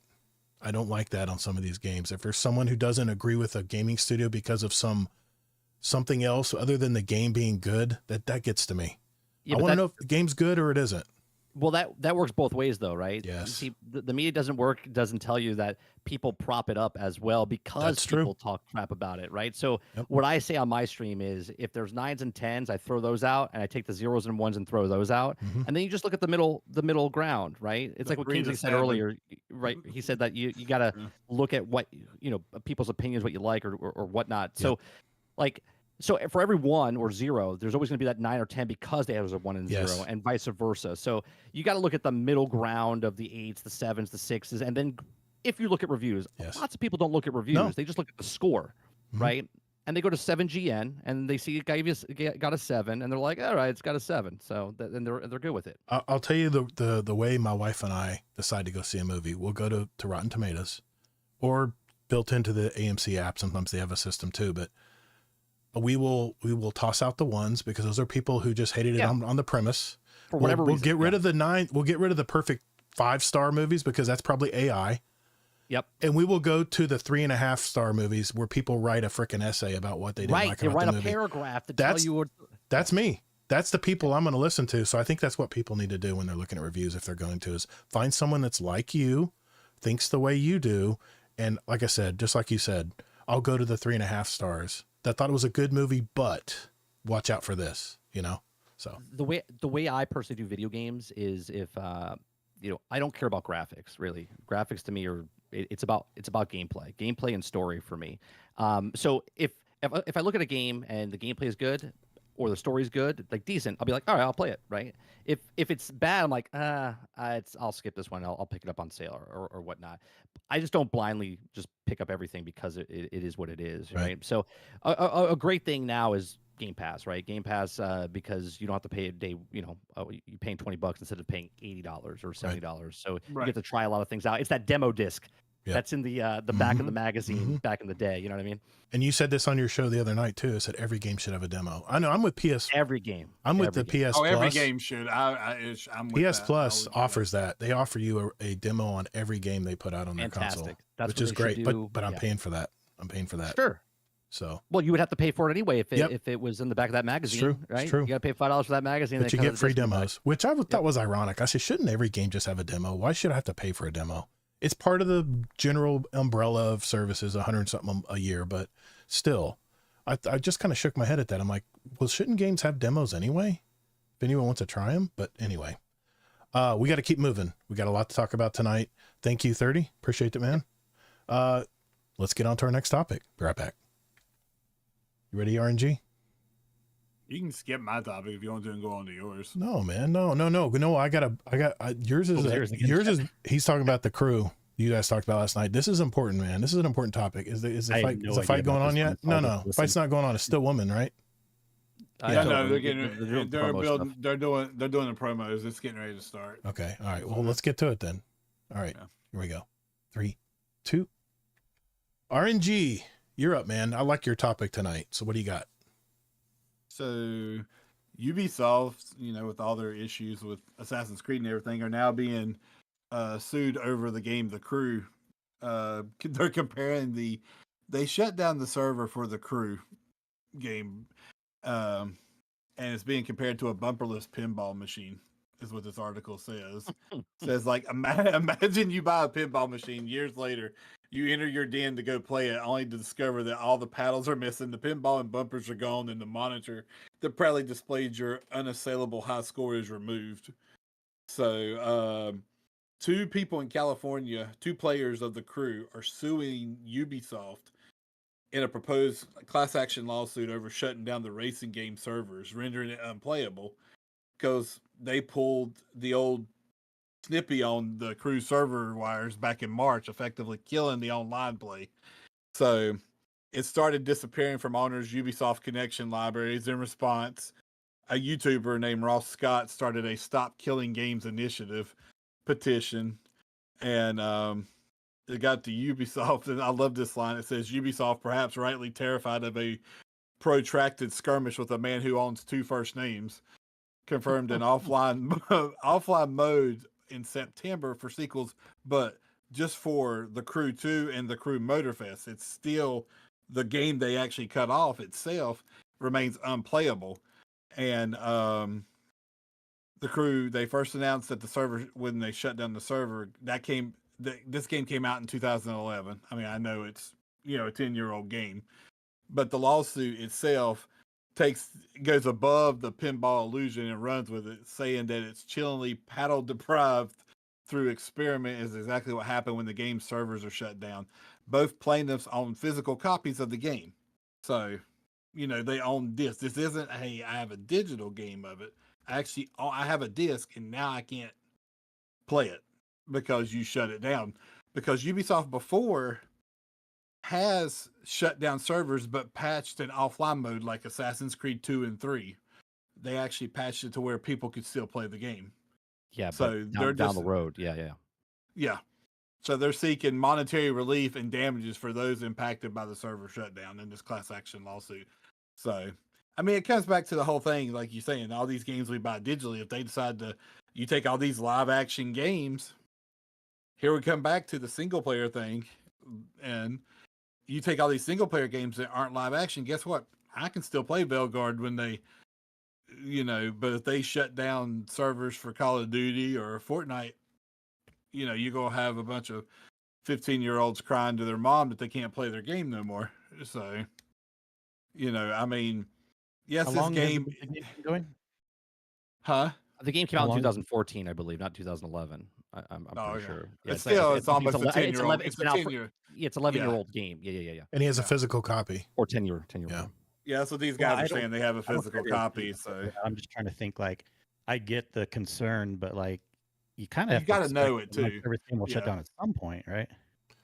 Well, I think So, what people are I mean- complaining about is there's a single player mode. There's a Oh. game mode line where you can play single player, and then there's an Yes. online mode. But they shut down the whole game, so even if you have the Okay. single player mode, you can't play it anymore. And that's what people are complaining. I about. don't know That's anything what about they're this. complaining. Same thing happened with Battleborn. Battleborn was a Oh, I MOBA type remember that game, and it was also a single player game.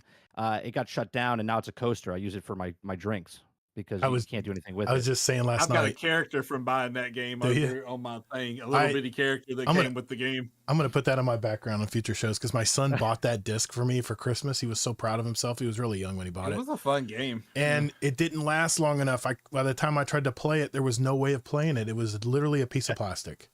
It was, like I said last night on your show, I says, I'm staring at it right now.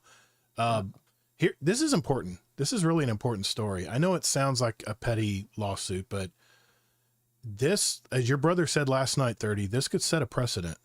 Absolutely. And if this sets a precedent that the studios can shut down these games at their whim, and Kingsley, I get it. How long can you afford to keep servers open? Because you have to have servers for some of these games. But we're talking about a single player game here that's reading a disc, or it's reading off your hard drive if you're downloading the game on your hard drive. But it's a single player game. I bought that game. I should own that game. Where are we going, guys? Where are we going with this? Where are we going with gaming if we can't actually play our first person or our one player games down the road? I understand the live service. You have to tie in with the Bungie servers to play Crucible with other players. I get that part, but let's just talk about Black Myth Wukong. What happens if next week China just decides or the Chinese developers just decide, we got our money? Suckers. PlayStation did this with Helldivers. Helldivers 2. Really? Okay. Yeah, Helldivers 2 was playable on PlayStation, and then because they didn't sign up for the PSN network, right? What? 180 countries can't play. Hold on a second. It's called. Yeah, They can't play the game anymore. Where they were playing it, they were playing it for 3 months, and then when they initiated the PSN network thing to sign up for, and they couldn't do it, and because it wasn't in that country, they took it away from people that bought the game, and now they can't play it anymore. Right? That's happening today. That's happening right now in 2024 with a game that just came out, and now 180 countries can't play the game because there's no PSN network in those countries. Well, they revoked the PSN thing. You don't have to do that, but still, some of those countries can't play it because they don't have access. But they already bought. But they already bought took the it out of game. the store. That's right. But they already bought the game, but now they can't play it because Yep. they implemented it at 3 months after the game came out, right? So there has to be. There's no consumer protection. Okay, there has to be laws set to protect the consumers from businesses, because businesses will do whatever business have to do because they want the bottom line, which is the dollar. Okay, which is fine. Businesses are businesses, but when you take something, and now they're doing this in California. California is they're trying to set a law where they just have to change where it says that you don't buy it. It says maybe licensed or rent or whatever. They're changing the wording. So when you hit the button, it doesn't say that you own it anymore. It'll say like you're leasing it or renting it or whatever. You're purchasing the license of our property. You're purchasing the license. You're not purchasing the actual game itself, right? And then other people are complaining that they're trying to preserve the game for the history, like it's going into a museum or whatnot. But the fighting of that is the company still owns the rights to the game, right? There's games out there like Star Wars Galaxies, which was an MMO game back in 2003, and it shut down by Sony Entertainment. And then they closed it. They weren't doing anything with it. And then other people picked it up and started making their own servers with it and started making it themselves, right? There's other games like that as well, where what they're asking for is that, look, put it out there. If you don't want to deal with it anymore, just put out the code or the source code or whatever and let people run with it if you're not going to do anything with it anymore, right? And what they're trying to do with this particular lawsuit is they're trying to get it in a courtroom with an actual jury, okay, which is a huge thing because they're trying to they don't want it in a boardroom where they're just going to settle and be like, here's your 12 cents, or put Ubisoft coins and give it to you at a later date. They're making an example. Right. They're trying to put it in front of the court for people to be like, just like I asked you, like, would you buy a car with doors missing and get the doors later down the road or something like that? You know what I mean? Yeah, yeah. They want to make sure that the jury is people that are like, hey, this is what we're doing. They're taking our stuff away from us after we purchased it, right?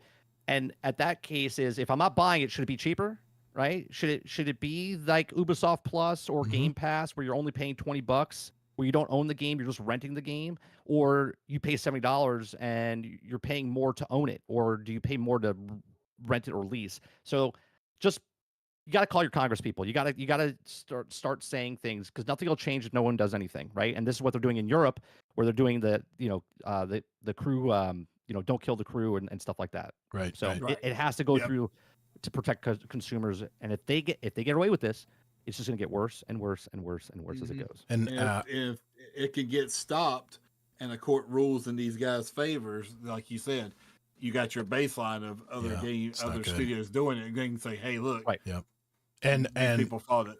Akuda Pop has a good point. We always click right through those terms of service agreement, don't we? So, well, hopefully it'll be, maybe they'll at least put it in Who's bold. read the 15-page document? Exactly. But maybe they'll make them put a bold writing statement in there saying, "You do not own this game," or something, like you said, Mike. But this say, do you want to play? Yeah. Sign your life away or no? That's what this really worries me. I put a video out a long time ago when and I know you're an Xbox fan, 30, when Xbox was buying all of these studios. I'm a gaming fan. I'm not an Xbox fan. So I'll have people tell me that I hate Sony and whatnot. All right. I'm a Sony pony, so I'll just tell you right now. But I don't like what Sony's doing either.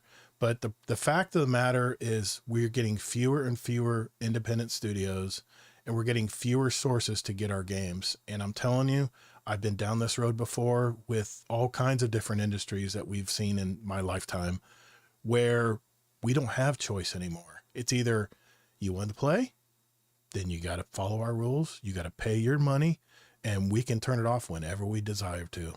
And that's what I'm worried about. Is I'm worried that this gaming hobby that I love, the fact that we're going to have less and less control going down the road on if we have any say on how we play these games. In my opinion, if you bought the disc, like for instance, my son, people ask me, or my family asked me, what did I want for Christmas last year? I says, I don't know. Give me the what is it? The Modern Warfare, the latest Modern Warfare that was just out. I said, what the hell? I'll dump into some Call of Duty. They bought me the disc. I put the disc in I have the PS5 with a drive. I put the disc in, and it was a pain in the ass, man.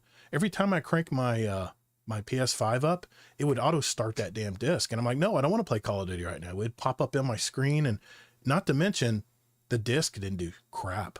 All it did was just allow me to get to the servers like everybody else that digitally downloads the game. Yep. So the discs are useless. So that's why I didn't buy it. I bought a discless PS5 Pro, because I don't need it anymore. But like I said, that's my biggest fear going down the road, is the fact that we are losing rights as consumers when it comes to gaming. And I understand it was a 2014 game. It's been out a long time, but if you own the disc, you own the physical property, in any single player game, I know the reason why they want you to sign into the servers, because they want your data. They want all your demographics. They want all that, so they can sell it to their board. But they need to make it where one player games will play directly off your hard drive, and you don't have to sign in to Ubisoft Plus or whatever. You don't have to make an Ubisoft account or whatever the crap it is. I'm over that.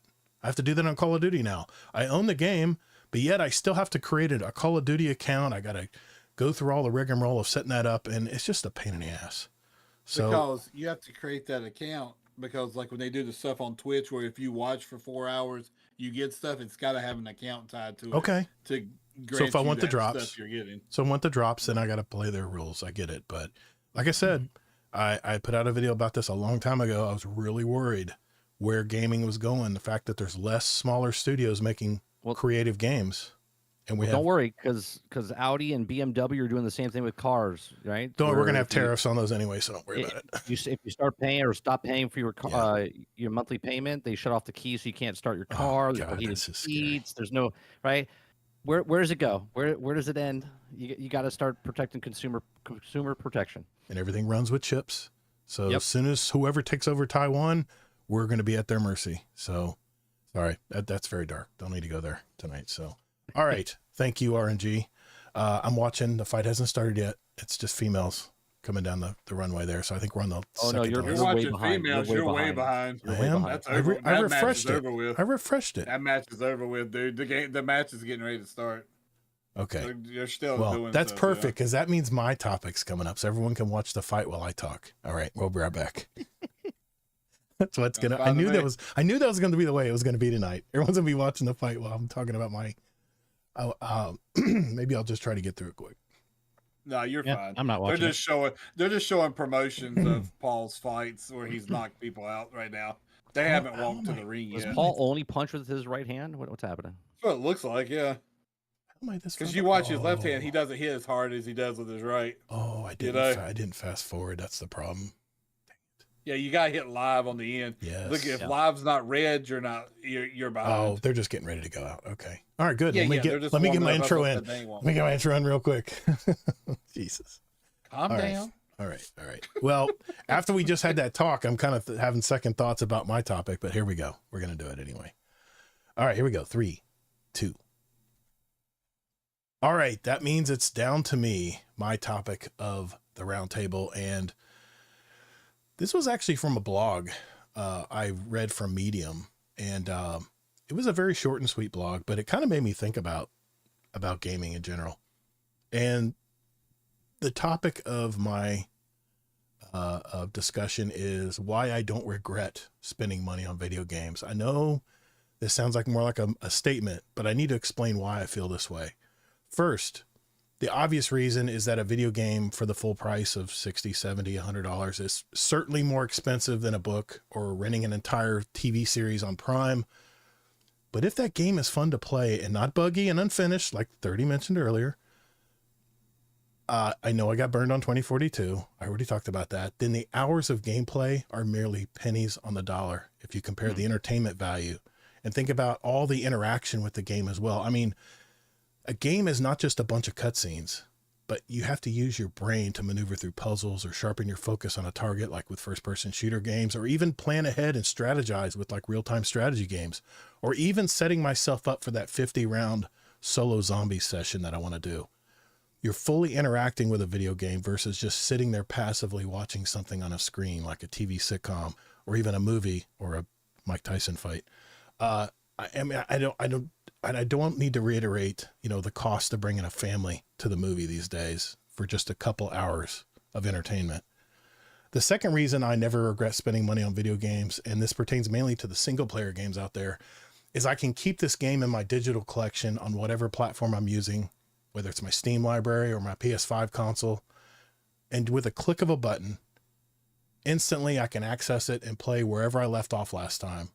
I know it's a little harder to do with one-time viewing, like something on a movie screen. It's kind of my new age DVD collection, but I don't need a DVD player to play games. And more importantly, I don't have to create a physical space to store all the media like I did with my DVDs, which now sit in a multitude of boxes in storage. Live service games are a bit trickier though for me to use long-term. I mean, Destiny's probably the only exception for me, but they give me something that I consider my next reason I don't regret buying video games. And that is that the online live experience and the live service games get me involved with a community of gamers, usually looking for the same things that I want to get out of the game, whether it's leveling up, getting some vanity cosmetics to show off, or completing stories as a group. Of course, there's the PvP aspect as well, which I love doing. The next reason I don't buy video games, and I already mentioned on the last Roundtable episode, is that I feel being a gamer seems to give me a leg up on non-gamers out there today. I mean, I talked about my eye-hand coordination is still really good, even as my friends my age start losing those important reflexes. I feel like I have a big advantage. I think I called it my old man superpower last time I talked about it. I mentioned how my problem solving is much more streamlined now that I've, gamed all these years. And when I talked about my termite treatment, how I was able to more rationally set out my plans because I had to do that trying to put a raid encounter together. Things like that have seemed to overlap in my life a lot. But I have to admit, I was I was kind of blue this week. I mean, it happens. I've had the same job and career for over 30 years, and I know all about burnout. It's almost cyclical with what I do. I was feeling a bit low, and for really no outward reason. I think I was getting a head cold as well, which didn't help. And it just zapped my energy this week. Not to mention that there are stresses in all our lives. I mean, I think everyone sweats that rent or mortgage payment that seems to sneak up on everyone every month. But I've been stressing over little things like trying to get all my work caught up as the holidays are rolling around. And I'm usually down to the wire trying to get all this stuff done. This time change really affects me as well, as I can't understand why we still move our clocks back every year. You know, Christmas presents, my wedding anniversary this month, going on vacation later this year, all these things cost money. And the money train and expenses never stops. Even if you're on vacation, there's no time out. It can be a lot, is what I'm saying. I mean, I don't think I need to explain all these things. I mean, we're all adults here. We know what we deal with in our personal lives. But I think you guys get my point. If we actually allowed everything in the world to get to us, I think our heads would explode. I really do. It seems like there's been something in the air this past week. I mean, I don't know about you guys, but I've been driving around this past week, and I've had more aggressive drivers just cutting me off, and just everyone seems angry out there. And I mean, I think as a nation right now, we're just wound tight. I think everyone's kind of feeling it right now. But as soon as I popped in Destiny 2 this week and started jumping into haunted lost sectors and started farming weapons and materials and then jumping into Gambit and the Crucible, I think I had a mission I'm on a mission to get that damn super black shader. And you know what? I wasn't thinking of anything else for those few hours. Man, video games have really saved me in some low times in the past. And today it still works like a charm. I think this is why those chores games like Power Wash Simulator and others can be very relaxing to some people. And don't get me wrong here. There are weeks when I don't even need a video game and I just want to chill or watch TV or hang out with the family, but it's always there if I need it. But like we talked about, there's one thing that concerns me, in the fact that we're losing control on if we can even access some of these games, like we talked about with the crew, with your topic, RNG. I mean, I think I asked this last time, but I'm really worried sometimes where gaming is going these days. The fact that you have to buy a license for games, it just gives me pause. It just really does. But that was the main reasons that I never regret spending money on video games, because for all those reasons I just mentioned, I never regret it. So that's my topic. What do you guys think? Gator, you're wrong. Question? What do you guys think about Topic. What do you guys think about the fact that I don't regret spending money on video games? That you don't regret, or like just us don't regret? I We mean, don't regret. do you guys feel the same way, or do you guys ever regret spending money on video games? Or I know some of you use Game Pass and other services, but I just want to explain why I don't regret for those reasons. Have I bought games in the past where I'm like, I shouldn't have probably bought this? Yes, that's happened, but 9 times out of 10, no, I don't regret spending money. It might have been once or twice. I bought the game, I wanted it, but notable. I could probably count on one hand games I probably said, oh, I shouldn't have bought that, you know. So, but and we already talked about the license thing, so I won't reiterate that again. But I mean, do you guys, the others that haven't spoken yet, do you guys feel the same way, or are you more guarded? No, you're a good company, Gator. You're allowed to buy video games. No, Gator, you shouldn't have bought 2042. What the hell was wrong with you? We tried to tell you. I mean, try to be thoughtful about it a little bit, but I mean, I did tell him not to buy it. He did. He warned me. He warned me. He warned me at lunch that day. I said, "Dude, I have a whole podcast about this game. This game's going off, man. What are you talking about? This game's going off. It went off all right, off the cliff where it went." But no, I guess that could be a topic. Like, do you regret buying video games that you didn't put much thought into? Yeah, I do regret that I didn't do my due diligence before buying a game, and that's why 30 brought that up in his topic. But I'm at a point in my life where the video game hobby is not really overly expensive for me. I mean, I know there's a lot of younger people out there who sure, who have, $100 is a big deal to them, you know, and the fact that they're going to spend $100 means they better get some time out of that game. So better be worth it. Yeah. But for me, it's, you know, I've been gaming since 82, and all these years, I can't think of a time when I thought I was wasting my money. Even if I know 2042 is a big exception, but the fact that I have all these games in my PS5 Pro loaded and ready to go, and whenever I'm ready to play them or whenever I'm ready to jump back in Elden Ring, it's going to put me right back where I finished and where I left off. So the only thing I've ever regretted buying was the season pass for Division 1. And after that, I've never bought another season pass. I said, I'll just wait for it to come out and then see how it is. And then, because I hated that I had to pay the extra money up front and I had to wait a year for it to get it. Right. Yeah. And this is why even Space Marines 2, right? I think Space Marines 2 is an excellent game, but I didn't want to buy it because for the full price that you're getting right now, I think it was only $60, by the way. Yeah. You still have to wait 1 year to get all the content that should have been in the base game, right? And because they're giving it to you for free, you're paying the $60 now, but you have to wait 12 months to get it all in the game. And I was like, I'll just wait 12 months to get the game then, because that's the way. So, but you're absolutely right. Gaming in general is still like pound for pound, buck for buck is the best piece of entertainment you're ever going to get for the price. Because if you go, all right, well, if I sat in the theater for 80 hours, how much would that movie cost? You know what I'm saying? Like that. So I always, and each game it's different. But if it's like a open world game or a survival game, if I paid $80 or paid $60 for it, if I get 60 hours in, I'm good, right? Like Destiny, I have like 3,100 hours in, and I have like what 30 cents per hour. You know what I mean? It's like it's like ridiculous on the price. So I have no regrets for video games, but I also don't buy games I'm not interested in, right? So that's why I don't have any regrets in the games I like, because I know what I like, I know what I want to play. Right. And if I don't know what it is, I'm still going to get enough time out of it and this is why I play games when I buy like TCG or Planet Coaster. Right. Like I'll play it nonstop for so many weeks, and if I never touch it again, I'm good because I've already got my money's worth out of it.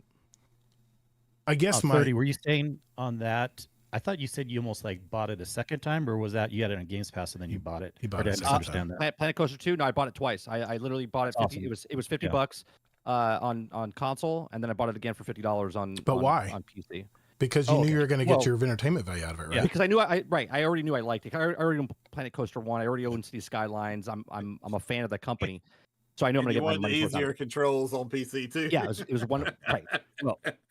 Yeah, and you have to buy it again if you're moving to a different system. But again, it's an easy decision if it's a game you like. I mean, I've never really had a need to buy a game twice, but if I wanted to support a developer, I would rather buy a game I like twice than maybe buy a game I'm not sure about or something. One point I bought Destiny for Xbox, PC, and PlayStation. I did that with Grand Theft Auto 5. I bought it on the 360, then I bought it on the One, and then I bought it on the PC. And that game's bonkers. It's amazing the money that game's brought in. But to tell you about the Planet Coaster, I would have returned Planet Coaster on the console, but I have a 10-year-old son who wanted to play it, and he doesn't have a PC. So if I bought it on the PC, he couldn't play it. So that's why I kept it on. Yeah, I kept it on the Xbox. My topic was supposed to tie into the fact that we don't own games anymore, but the fact that we jumped the gun on Gator's topic kind of threw my topic off a little bit. So I know it sounded like more of a pompous, extemporaneous statement that I'm putting out there in the world, but real quick, you were saying that you get away from the real world, and this is why when you play Destiny, it pulls you away, right? And we were talking about Veilguard just a little bit, right? And other topics like that. That's why people are mad, because people use video games to escape. Right. And when things are talked about in the real world and then they're also talked about in your video games, people are like, we just want to be left alone. We just want to play video games. Right. We don't want to. There's political stuff in video games by nature. I mean, that's just what it is. You know what I mean? But people, when you look at the media and stuff, they kind of push it ahead because that's what they're trying to do, get clicks on their videos and then their articles and whatnot. And then YouTubers are making videos on that stuff because they're trying to get clicks and whatnot. So when you're in the real world, and you just get home after a 9-hour, 10-hour day, and your kids are you're at home, and you just want to sit down for an hour that you have or 2 hours, and you just want to play a game and like zone out. And then when you sit down, then there's more people talking about the stuff that you just try to get away from. And I think that's why a lot of people are upset about the video game industry right now, because they're pushing certain whatever side you're on, they're pushing things, and people just they don't care. They just want to be left alone and play games. That's what they want to do. And it seems, well, I may be biased here, but it seems like more people want to play by themselves these days. Is that? I agree. Does that seem to be? I know Destiny. I still think it's is all about community. It's just a correction. I feel like I don't know if it's going to last that way, Gator. I feel like we're all kind of in different pockets now, and there's still people playing together. But I think I see this a lot with. I'm a geek in psychology and personalities and things like that, and I'm a more even-tempered person, so I don't make course corrections as much as other people do. But I see it in communities and stuff too, and I personally think, I could be wrong, but that yes, there's a little more people just playing by themselves right now, but it doesn't mean it's going to be that way necessarily forever. And I mean, I've said this all throughout my show, is that I love playing stuff solo in Destiny. If it's farming Glimmer or farming materials or whatever in Elden Ring or whatever, we have to force you to raid with us. I know, but I tell you what, though, I'm glad you do, because once I do, I'm like, damn, that was fun. And do you know why people want to play by themselves though? Like I remember in Destiny, maybe they fixed it now, but when you went into like a Nightfall or whatever, and you have to do your quests and dailies, and you're like, I got to kill 30 guys, and you're like, okay, I tapped him. Did you tap him? Yeah, I got him. And then you were all like trying to. So they need to fix that. You put a did you put a bullet in it? They haven't fixed it. No, oh my god! So they still don't give you credit. Play by themselves because they can get through the dailies faster by doing it by themselves. And that never bugged me because I hate bounties and dailies. See, I'm the opposite. I actually prefer everyone working together and going fast. I will get strike bounties, and I will go into a single player instance. Yeah, I got 5 more to do. 5 more. I got 6 or I got 10. And I will sit there and go, okay, I got to kill 5 more hive. Let's get it done, and then I'll move on to the next bounty. And that's why we've said this a million times. A game like Destiny, there's so many competing ideas of how people want to play. They've always Destiny's been an amazing game, but it's an impossible game to make everyone happy because everyone has different ways they like to play. So many different players. That goes with anything, though. You can never make everyone happy, right? Yeah. For every 100 people that like the game, there's going to be 99 people that hate the game. You know what I mean? You're never going to make everyone happy. Well, like I said, that was more of a statement than a question, but I felt it needed to be said. And I'll tell you what, I will be sicker than a dog sometimes when I'm home from work, and I will jump in and play a video game, and it's like all my symptoms just go away. It's amazing. It's amazing. I mean, I still be achy. Better tonight. I'm not sick anymore. No, you know what I mean, though. I just maybe it's my ADHD. Maybe I just get hyper focused on a game. Maybe that's it. But it's just something about gaming. It is so therapeutic. It helps you feel better. Yeah, it is so therapeutic. Here's a bonus question for you guys. Do you guys like games that are like super long to beat, or do you like something that's between like 15 and like 20 hours? You're talking to 3 different kinds of players here. Go ahead, Kingsley. I'll go first. I like a game that's super long to beat because I'm really big about the exploration aspect. So like, again, I'm replaying through Odyssey, and holy cow, that game is huge. And I'd be fine if it was even 3 times as big, because the more there is, the happier I am. So you like Red Dead Redemption or like a Grand Theft Auto or Witcher? Really. Yeah. Is that you, Gator? Exploration games to go forever with millions of side quests and everything like that. You play all the side quests? You take Belgard, I will literally sit there with story missions and go and do every side quest I can do before I go back to the story. Now see, this is how different we are. Until they all check off. In Red Dead Redemption 2, one of the greatest stories I've ever played. New stuff, if it's not outside of the side quests or the story, and if it's like, no, come back and do bounties, I'm done with the game. See, this is how different we are.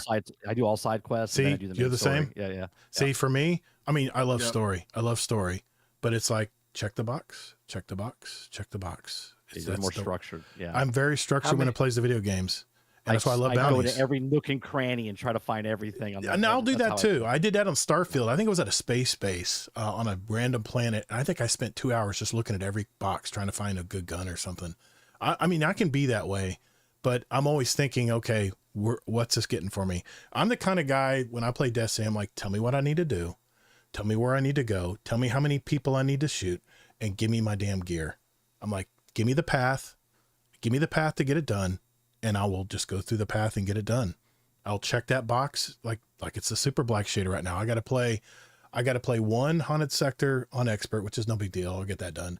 But now I got to play 30 freaking activities, strike, gambit, or strikes. I'm 35% through it now, but that still means this whole weekend I'm going to have to divvy up how many games I got to play, whether it's like a private match in Crucible or what, but I'm going to get that done because I wanted that super black shader. To me, it's all people always ask, what do they need to do in Destiny to get people, what gets you excited to play Destiny now? Because for me, Onslaught, sorry, this hasn't done it for me. I played a handful of Onslaught games with the new season, and the potions, it just hasn't gotten me excited. But it hasn't. What will get me excited is if there's a badass heavy burst pulse rifle in trials, I will kill myself through the whole weekend to get as many of those rifles as I can, because it's all about the gear for me. It's all about, I want that gun, because I know that gun will make it be so much fun to use when I play Crucible down the road. That's what gets me. People always ask, because the activities, let's face it, we played this game 10 years, the activities, even though they're fun in the time you play them, I'm not motivated to go and play those activities, because at the end of the activity, the gear is, it's okay. But something like I said with trials, it's totally different. But that's just the player I'm at. Super black shader earlier, it was probably easier. It was. Yeah, it was. I'm almost done. Yeah, it was. I'm almost done. Thank goodness they gave me 3 weeks to get this done, because I don't know. You said you're 30%. I thought I'm at 35. That's all I got left. 35% of activities. All you got left. I wonder how many hours. I got to play. You only have 35%. No, I think they said you have to do 30 activities. If I'm 30% through, let's do the math here. That means I need to do 20. Yeah, let's be fair here. 22 activity. No, 20 activities probably. So I'm gonna play. I'm gonna play 10 games of Crucible, or 7 or 8 games of Crucible for the next 3 days. I know what I need to do to get it done. Or I can go in a private match for 5 minutes. 20 hours, no big deal. So you know what your job is for the next. I got you. That's the way I think, man. But and I love graphics. When it comes to games, I'm a graphics hog. I love my graphics, but I proved myself wrong when I played Balatro. My son turned me on to Balatro when we didn't have power, when Milton hit us. I played it on mobile. It was a brand new mobile game on Apple Games. And I couldn't stop playing that game. And I think it's like an 8-bit game. I mean, there's no graphics at all in it. In fact, I could barely even see the suits. You don't need graphics for gaming. Gaming is just gaming. That's proved me right. It's proved you right and proved me wrong, because I always thought it was about the presentation. I always thought it was about the graphics. And how broader audience. And how involved I want to dive in. Yeah. So, okay. I get bored with card games actually, because they're not visually interesting to me. I get that, but for me, it's about the math. It's about the times 1.5s. And just think about this, Gator. If you had gotten Super Black when it was easier to get, you could be playing Black Myth Wukong this weekend. You could be playing anything else. Or I could be playing more zombies, because I got a lot to do in zombies still. Yeah. I know. I hear you. Just saying, Yeah. Okay. We're going to get on to. No regrets, though. No regrets. Let me do it this way. That means it's time for This Week in Destiny. Wow. And now we'll do the outros and stuff. But 30, thanks for coming on the show tonight, man. That was a lot of fun. Yeah, thanks for having me. I appreciate it. Nice meeting you guys. Yeah, it was great to have you on the show tonight. And I know we still need to go through the TWAB. Weird. TWAB this week. And you literally say This Week in Destiny. I know. You call it TWAB. But it's still called the TWAB. Just call it This Week at Destiny. At Bungie? I used to say that all the time. If you're going to call it TWAB, say it. Don't say one thing and then call it another. No. But thank you, 30. I'm glad you came on the night, man. You always have a lot to say, and I always enjoy when you and your brother Sgt McClusky talk. And maybe next time we'll have both of you guys on and be able to get into it some more. But please tell everyone where they can find you. Tell them about your show, your YouTube channel, all that good stuff, man. So I got 2 channels. I got 30 and Still Gaming, which is a gameplay upload. Just does I have a TC card sim. I got time lapses of Planet Coaster. I got playthroughs of a whole bunch of games over there. If you like live shows, I'm a live show person. That's what I do on YouTube, Monday through Thursday, 10 o'clock in the morning till noon Eastern, roughly. I'm like clockwork, like I'm an England train, man. I'm on time every single day. So if you're at work or you want to hang out and chat, we're very interactive with chat. So come by Monday through Thursday, Monday evenings, Tuesday evenings. We do gameplay. Wednesday evenings, I either do gameplay, a show called Shooting the Shit with Sarge, where we shoot stuff while we're shooting the shit by talking to while we're playing video games, or I have a podcast I do called Chatting With, which is interviewing other YouTubers. And then on Thursday nights we do a podcast that's also consistent called Generation X Gaming. It's a weekly podcast that goes over a few of the top stories in the past week, and we rant along the way. So check that out. And then I do a extra stream on Fridays now for members, where everyone can watch it, but members only can talk in the channel. So. And you can find me at 30NSG. Outstanding, man. I love your content, man. Always have. That's appreciate why I think you've been on our show. I want to say this is your number 5 time. I think it's the 5th time. Fifth or 6th. Sounds about I right. think. Yeah. Yeah. Always a good time, man. I always appreciate you making the time to stop by and talk with us, man. So thank you again. I appreciate it. I appreciate you. All right, now we can do whatever. That was just for the audio listeners, but anybody had any questions? Anybody in chat? I think I've been kind of following the comments here. Everyone's been kind of on point with our topics. It wasn't too crazy tonight. Yeah. I feel like we kind of went through everything quickly, but we almost needed to for the sake of time. I think so. Yeah. So you guys, I know RNG, you didn't want to talk about the TWID.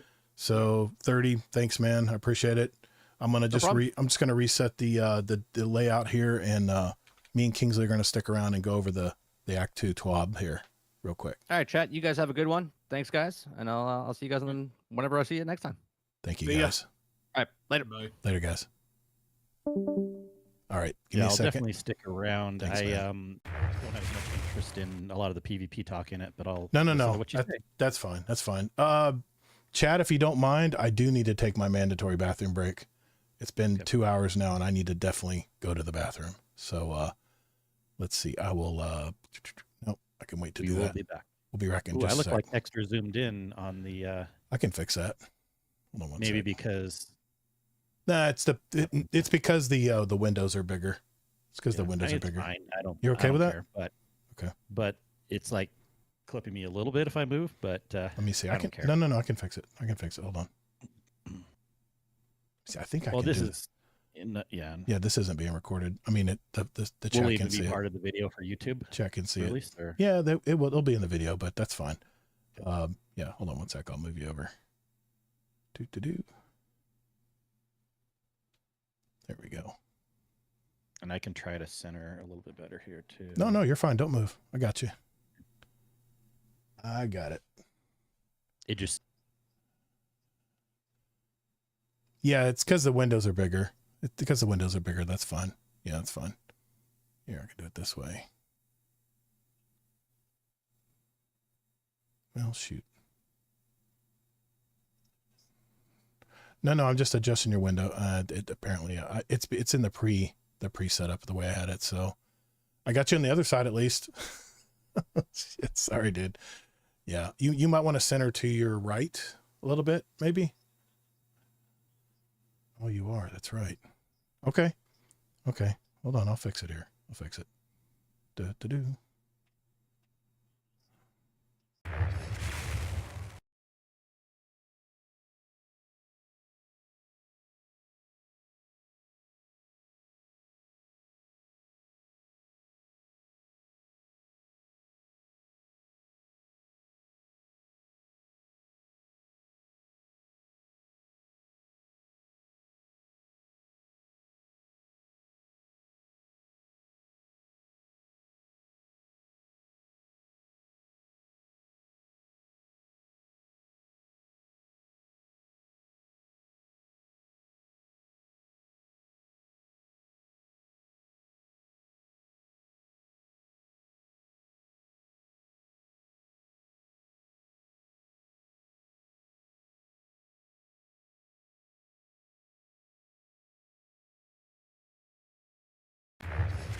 Here. There, that's better.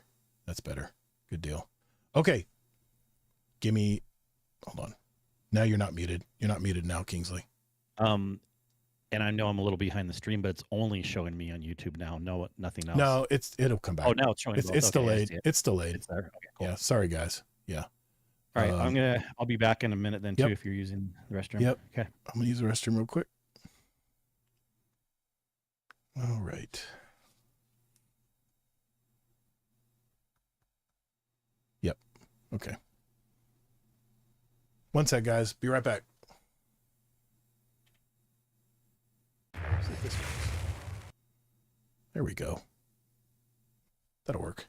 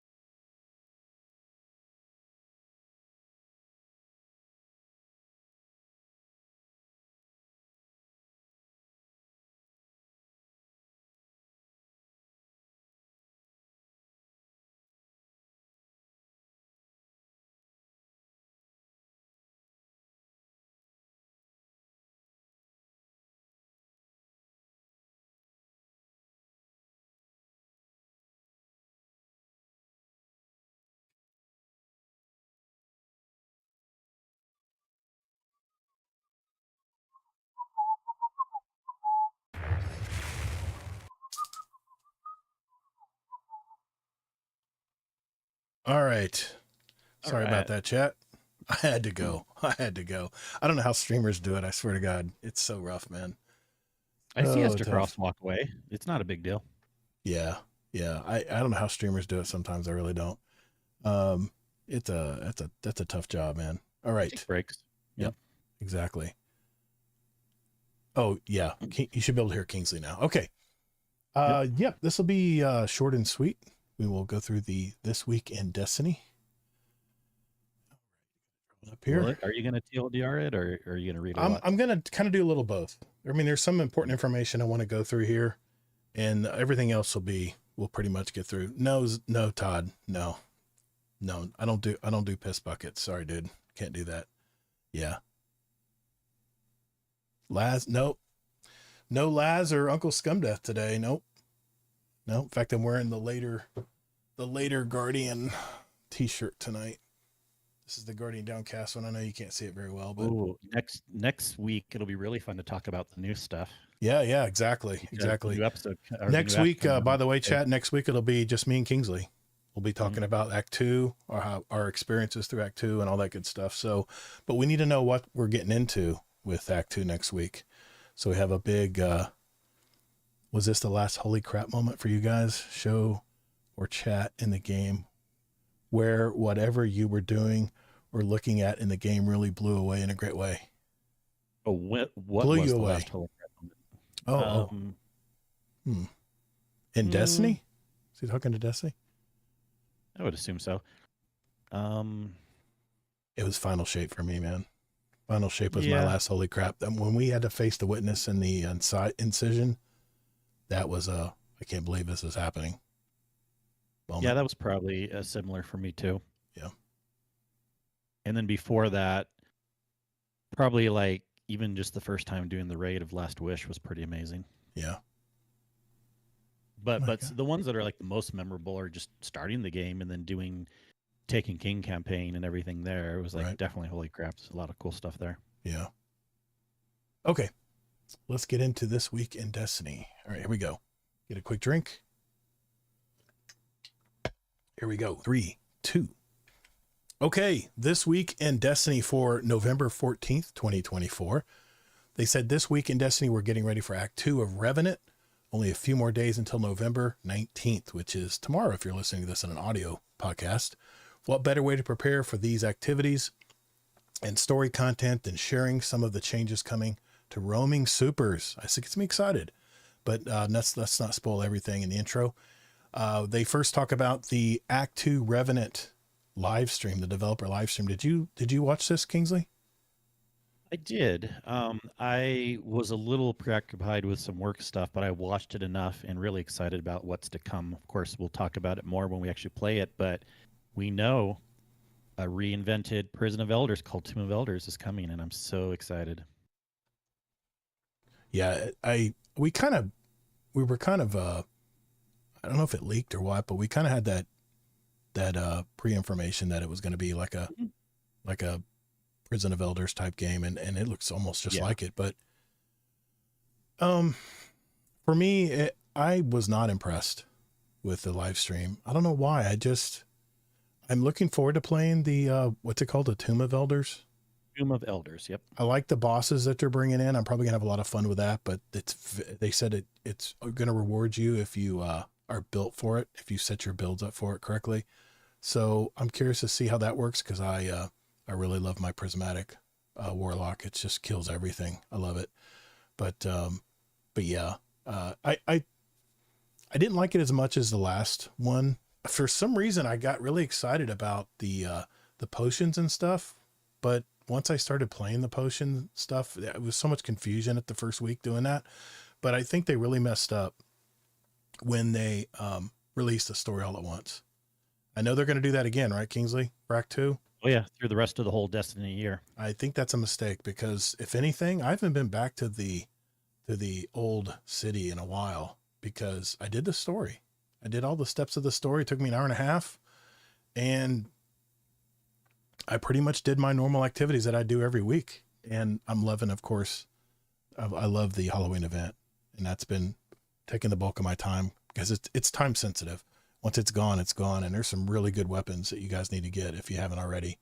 You'll have a few days left of it. So they talk about the new artifact perks, the authorized mods melee perk, as the armor energy cost of all armor mods affecting your melee are significantly discounted. This will affect me, because I do have some melee mods, because I like to, whenever I melee something in PvE, it rebuilds and supercharges my class abilities, which puts down my grenade, I eat a grenade and all that stuff. And that's definitely going to help me. Emergency flare is column 2. Emergency reinforcements consumes all but 1 armor charge. Enemy reinforcements. What is this about, Kingsley? Enemy reinforcements. I have no idea. That I don't know what that means. Does chat maybe know? Could be like those little frames that follow you around or something, the little robot dudes. Okay. The like in one of the like one in the lost sectors. Yeah, okay. That We may makes have sense. talked about in the stream, but I didn't. I didn't catch I that guess I part. fully paid Didn't attention. catch that part. The column 3 is called the thick of it. Rapid final blows while surrounded grant you an armor charge. And there's a boost as well. Column 4, curative orbs. The first time you break a target's shield or break the shield of a guardian using their super, you create an orb of power. Definitely be using this one in PvE. And then column 5 is arc compounding. Arc sources deal increased damage to blind targets. We'll get into this. I'm excited about one thing that's coming in Act 2. But there are going to be some sandbox updates that they are going with. And the biggest changes they're making, Kingsley, is the roaming supers, man. They're going to be really amping them up. No pun intended. And I think this makes sense because I think it's being timed brilliantly again with Tomb of Elders. I don't remember how I played Prison of Elders back then, especially because I came into it later than others. But if you think about it, we could be in a good situation where with all the ads that are in there and it's more about controlling the arena. Yes, we're going to have bosses, but if we have roaming supers that are amped up, that could be the play for Tomb of Elders. Yep. And if I remember correctly, some of these arenas are very tight, and to be able to just use a roaming super and just eliminate the whole room and reset and get back to your spot where you're trying to stay alive, I think it's going to be important. Arc staff, golden gun excludes celestial nighthawk, spectral blades, and silk strike will be changed. On hunter for Titan, it's going to be fist of havoc, burning maul excludes pyrogale gauntlets, hammer of soul, sentinel shield, glacial quake, and blade fury. For the warlock, storm trance, daybreak, nova warp, and winter's wrath. There's 2 there that I'm definitely going to try. That's storm trance and nova warp, because they've already buffed nova warp to begin with, especially in PvP as well. But I'm really looking forward to using my prismatic combine that with instead of instead of using my gauntlets that create a little arc helper, I think I'm going to put on my helmet that extends the duration of my storm trance. I think I'm going to go with that and try it out. They say it's a major change. They'll keep an eye on it. Of course, they're going to fine tune it, I'm sure, if it's overpowered, but they are definitely going to be amping those up. Let's see, as far as the exotic armor updates, the Raiden Flux, let's see. It's the goal that 2 Arc Staff exotics, Blight Ranger and Raiden Flux, have distinct identities. Blight Ranger's rooted in defense, and the Raiden Flux is all about offense. However, we felt it would benefit from a little more punch, especially in harder activities. So the Synapse Junction super damage benefit increased to 20% up per stack, up from 14. Max benefit is now 70% damage increase, up from 50. The Balador's Wrathweavers, I have not used these. At the start of the episode, Balador's Wrathweavers were updated along with other super damage increasing exotics to have a little more potency to Shadebinder's super. Unfortunately, in this case, the change didn't land where we'd like it to. So we're increasing the benefits of shattering targets. So they increased the shatter damage 150%, fixed an issue where enemies were constantly being boosted, shatter damage, which led decreased overall damage. So they're increasing the shatter damage, now shows as a yellow number to aid in visibility of the perk. They're fixing Telesto. Ooh, yeah. This I was a little interested in because you'll talk about it, but it's getting a buff in PvE and kind of a fix in PvP a little bit. I am a big proponent of. I've always loved Telesto. I think I have 40-something thousand kills on mine, and I loved it in PvE because it would really wipe out red bars. But lately, I've noticed that the blast damage is kind of lackluster. It doesn't really do as much damage as it used to. So in update 8.1.5, they're correcting the issue where the Telesto was not dealing the appropriate amount of blast damage against players in Crucible, and we thought it was more as a might as well give you a little something extra for PvE too, because I didn't notice. I thought PvE also suffered as well. Increased Telesto detonation damage by 20% in PvE, 20% in PvE.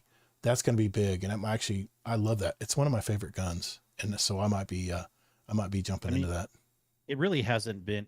I love the gun too. I know people meme on it, but it really hasn't been amazing for the last few years. But I think with this, it has potential again. Did want to mention too that the the breach grenade launchers, they said the mountaintop, they said it was unfairly nerfed. So they're the micro missile frame, they're increasing the velocity so players can generate the rocket jumping blast, can generate with the rocket jumping blast. Okay. Yeah.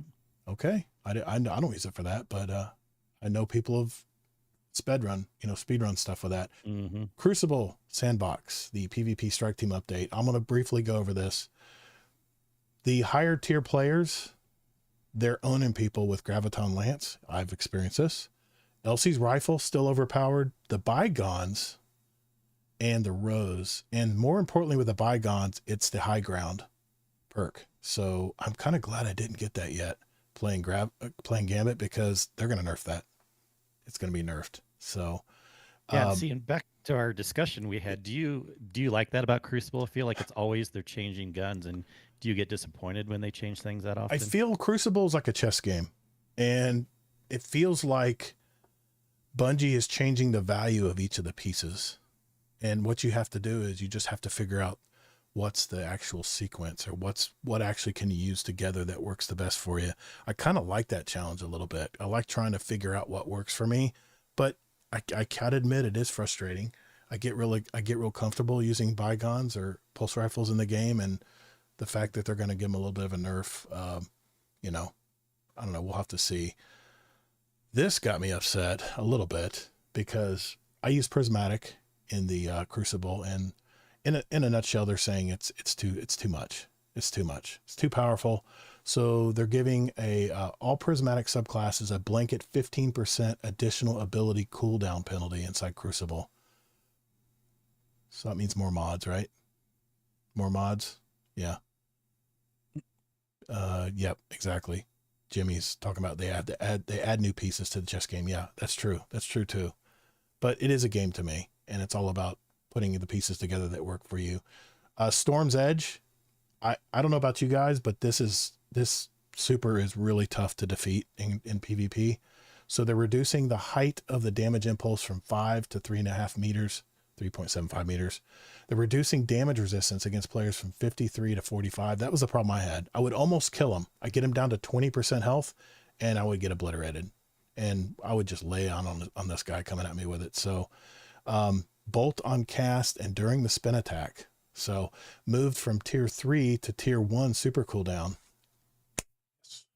Suck it, hunters. Suck it. I hate this super in Crucible. I really do. But they are nerfing Knucklehead Radar a bit. It is nice that you can just look and it'll give you wall hacks if you're looking at or aiming at somebody. Well, they're going to change it up a little bit. They changed how the perk activates. Now it requires the wearer to damage the player to mark the target. That's a little more difficult. And the target is marked for 3 seconds, not 7. So that is definitely a nerf. I've seen a lot of people using Knucklehead in trials and stuff like that. If you're, in PvP. Weapon archetypes. I'm not going to get into this too crazy. Precision bows. They're increasing the body shot damage by 10%. Aggressive hand cannons increase damage 3%.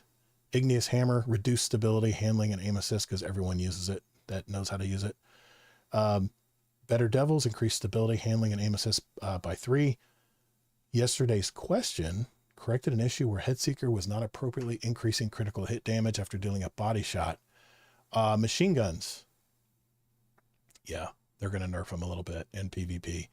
Magazine sizes are all coming down for the perspective. Whatever machine gun you're bringing in there. I don't need to get into the details of that. Perks, high ground. All right, let's get into it. All told, high ground offers too much of a damage buff to be triggered on such a low barrier. You only have to be a meter below people or above them and it activates. For now, we have reduced the stacks that are given for dealing damage with a primary weapon specifically against players down to 1 from 3. This should make the damage boost significantly less powerful in PvP, but we'll leave the efficacy alone in PvE. If this change is not enough, we will address it again in future release, either by requiring a greater height differential, which cannot be so easily triggered in PvP, that's true, or by reducing the damage bonus against players as a whole. So, dealing damage to a player with a primary weapon now only grants a single stack of the damage buff. Dealing damage with a special weapon or against combatants continues to grant maximum stacks. Explosive payload. They're reducing the splash damage. It is very powerful, especially on hand cannons. Sorry, my voice is going. Telesto corrected an issue where the Telesto was doing less damage than intended in PvP. I might actually pull that back out. We'll see. I'll test it. Give it a try. I'll test it. Ariana's Vow fixed critical damage bug in PvP. Don't use that, so that doesn't apply to me, but maybe you guys. Thorn and Lumina increased base stability by 5. Okay. General Crucible. Now, I sorry, Kingsley. I know this is going to bore the hell out of you, but I got to talk about this because Of course, yeah. team-based matchmaking has been a thorn in my side, and I do not like the way they've been doing it lately. And I know they said last act that they had a bug, and the new 2.0 team-based matchmaking was not put in place. So now they're going to try to put this in place, and this is what they say. Since update 8.10, we have been running a variant of Snake Draft lobby balancing in our 6v6 and quick play playlist called Paired Player. Alongside this, we have continued running the standard random lobby balancer in trials and the previously discussed lobby rank average balancer and competitive. While we ironed out some of the additional issues with Paired Player that presented themselves in this mode, which provided us with real-time comparisons. It gets really down to the nitty-gritty here. So if you're a stat nerd, then this is definitely where you want to come and read, because I'm not going to get into all the little stuff here, but they talk about their reasoning and changing the way they do matchmaking with this Paired Player. So what they're saying here is, while Paired Player still underperforms pure average skill lobby balancing in terms of making teams as close to evenly skilled as possible, we've seen significantly less instances of all the lowest skill players being stacked onto a team with the highest skill players. This is what True Vanguard has a problem with all the time, is it'll be just him and a bunch of lower tier players against pretty good medium skilled players on the other team. So they're supposedly fixing this. So we'll have to see, but in a nutshell, they're improving the way they do team-based matchmaking and the lobby balancing. So Mercy rules. When we rolled out our new Mercy rules in Revenant, we knew that it would increase the number of games ending in Mercies correspondingly. The Mercy trigger threshold was set at a very low value, only 40% of the score needed to win, because the window within which it would trigger was very small. Once we open the window up, the number of games that could be end in Mercies increased dramatically. But this has not actually reflected a reduction in match quality. In fact, in prior systems, we had been holding steady for years with approximately 30% of the control games hitting Mercy threshold, and at some point during a match, but only 8% of them ended in Mercies. With the initial system we shipped in Revenant, combined with a new lobby balancer, only 27% of control games were hitting the Mercy threshold, but 23% of the games ended with Mercies, indicating our Mercy threshold was set too low for the current window. We wanted to get the number of games ending in Mercies back down closer to where it was when we opened the rules, hence our experimentation with the Mercy score thresholds from last week's patch. This has brought down the number of games hitting the threshold by 18%, with the number ending in Mercies reduced to 13%, and we will continue to keep an eye on match outcomes as the episode progresses. I'm not going to get too crazy here, but they're increasing the Mercy window, which has had improvements in decreasing the number of quitters and the number of matches going to time. So we're striving to keep those improvements alongside these changes. So I'm just going to wait and see on that. All right, Festival of the Lost. They have some really cool artwork here. Really cool stuff. I'm not going to, you know what? We'll just share it for our chat here if they don't look at the TWAB. So, there we are. Nice cat pick there. Yep. Looks like my fire team never meets the quota. Oh my gosh. What game is that from? That looks familiar. I can't remember. I don't know. Would this Titan make good friends with Elsie Bray? Oh, orange. That's really good. Back to the Future. I love this stuff. It looks really good. Yeah, that looks really cool. Did I ever tell you Back to the Future was filmed the mall scene at our local mall? Yes. I grew up in Southern California. Did say that. Yeah, you did tell me that. I remember that. I think it was in your first show you were with us. You mentioned that. Yeah, they did a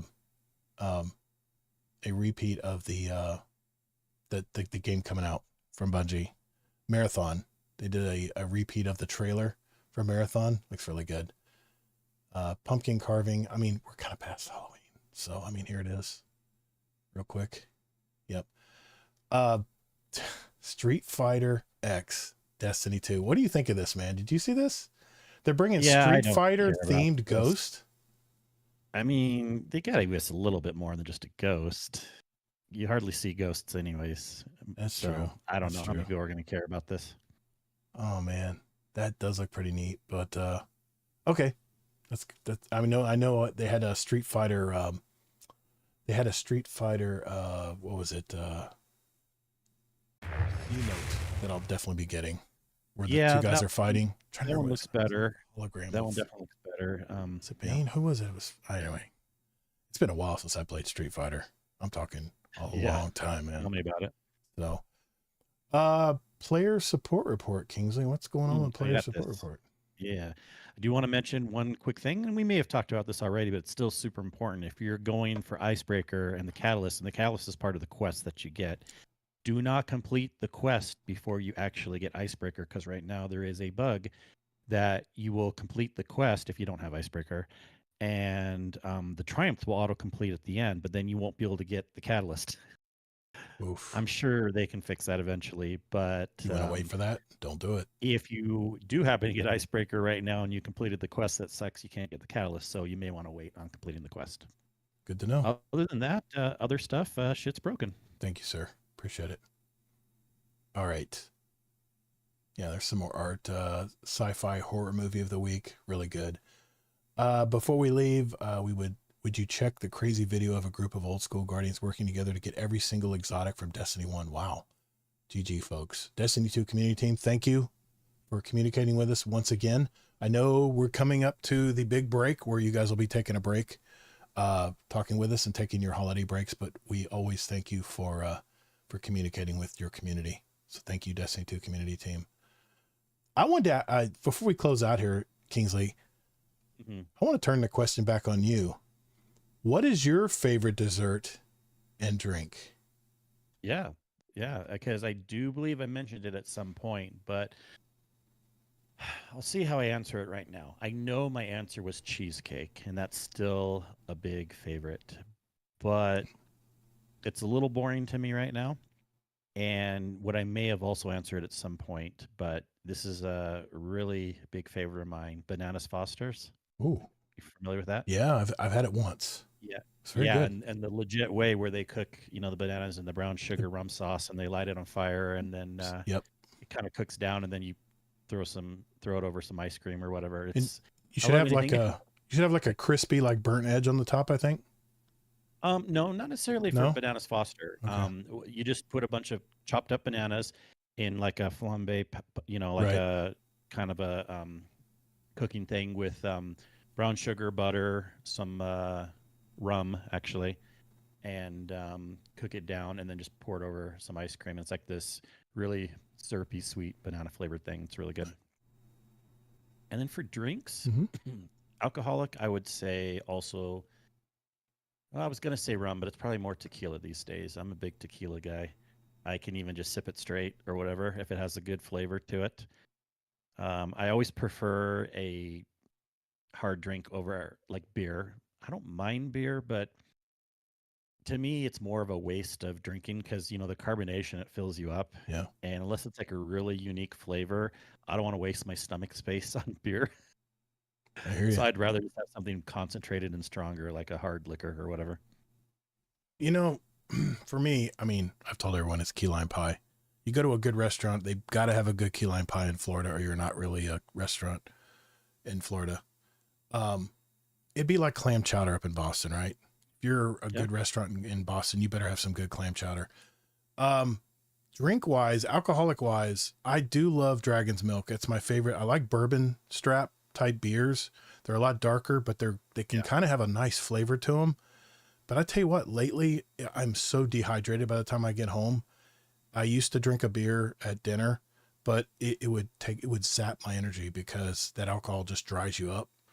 But lately I haven't been drinking as much. I'm not a huge drinker, but it would be bourbon strap beers, which it's usually Dragon's Milk right now, which kicks my I butt. like the darker ones too, like a good stout or a bourbon Yep. flavored beer, like you said. Yeah. Yes. I mean, Yep. those do have, at least they have like more substance to them also. And a non-alcoholic, it would be diet green tea with lemon and ginseng. I get it from my local I like green Publix. tea a lot also. It's very good for you. I really like regular green tea, and I like it iced a lot. I'll have it hot, but I prefer it iced. Have you ever had matcha green tea? I have not tried matcha, no. I might have tried it, but not really. Yeah. No. I really like it because it's so much even stronger. Because, like tea, it's supposed to be more of a mild flavor. And, of course, if you have it sweet, now I know that's big where you are. I prefer my tea a little less sweet, but I don't mind sweet tea, but mostly because I'm just trying to avoid sugar and stuff. But the nice thing about matcha is it, instead of the tea leaves being steeped and it's just the essence of the flavor of the leaves, it's actually a special type of green tea leaves that are actually ground up into a powder, and then they mix that powder into milk or whatever, sweeten it a little bit, and it has a very, very strong green tea flavor that I love. It's so good. I just love the taste of it. And the ginseng's supposed to help with my memory and cognitive decline, but I don't know if that works these days, but I might be too far gone. Who knows? But as I know, I do have to say that this diet green tea does have Splenda in it. I'm a big Splenda user. I don't like to use the other. I like the sugar alcohols. I don't like to use the other stuff because it's just shown not to be good for you. I'm sure Splenda's not good for you either, but it's better than raw sugar. And they're fine in small doses. Yeah. Yeah. So, okay. Yep. Well, that's it, everybody. That is the TWAB for this week, or this week in Destiny, or this week at Bungie. I'll say it that way if you guys needed to. But thanks, Kingsley, for sticking it out with me, man. I really appreciate it. Yep, no problem. All right, chat. Kingsley's a little under the weather tonight, and I think there's a fight going on. Yeah. Oh, my God. They're still in the... Oh, hold on. Oh, it ended. Don't tell me. I'm going to watch the playback. I'm going to get out of there. I'll watch it. I'll watch the playback. With that. The great thing about Netflix, you just go back and watch it again. Yep. It's nice. Well, thanks again, Kingsley. Thanks again, chat, for hanging out. Good show tonight. Thanks, man. I appreciate it. All the topics and stuff. And I will bid everyone adieu. Thanks, everybody. Good night, guys.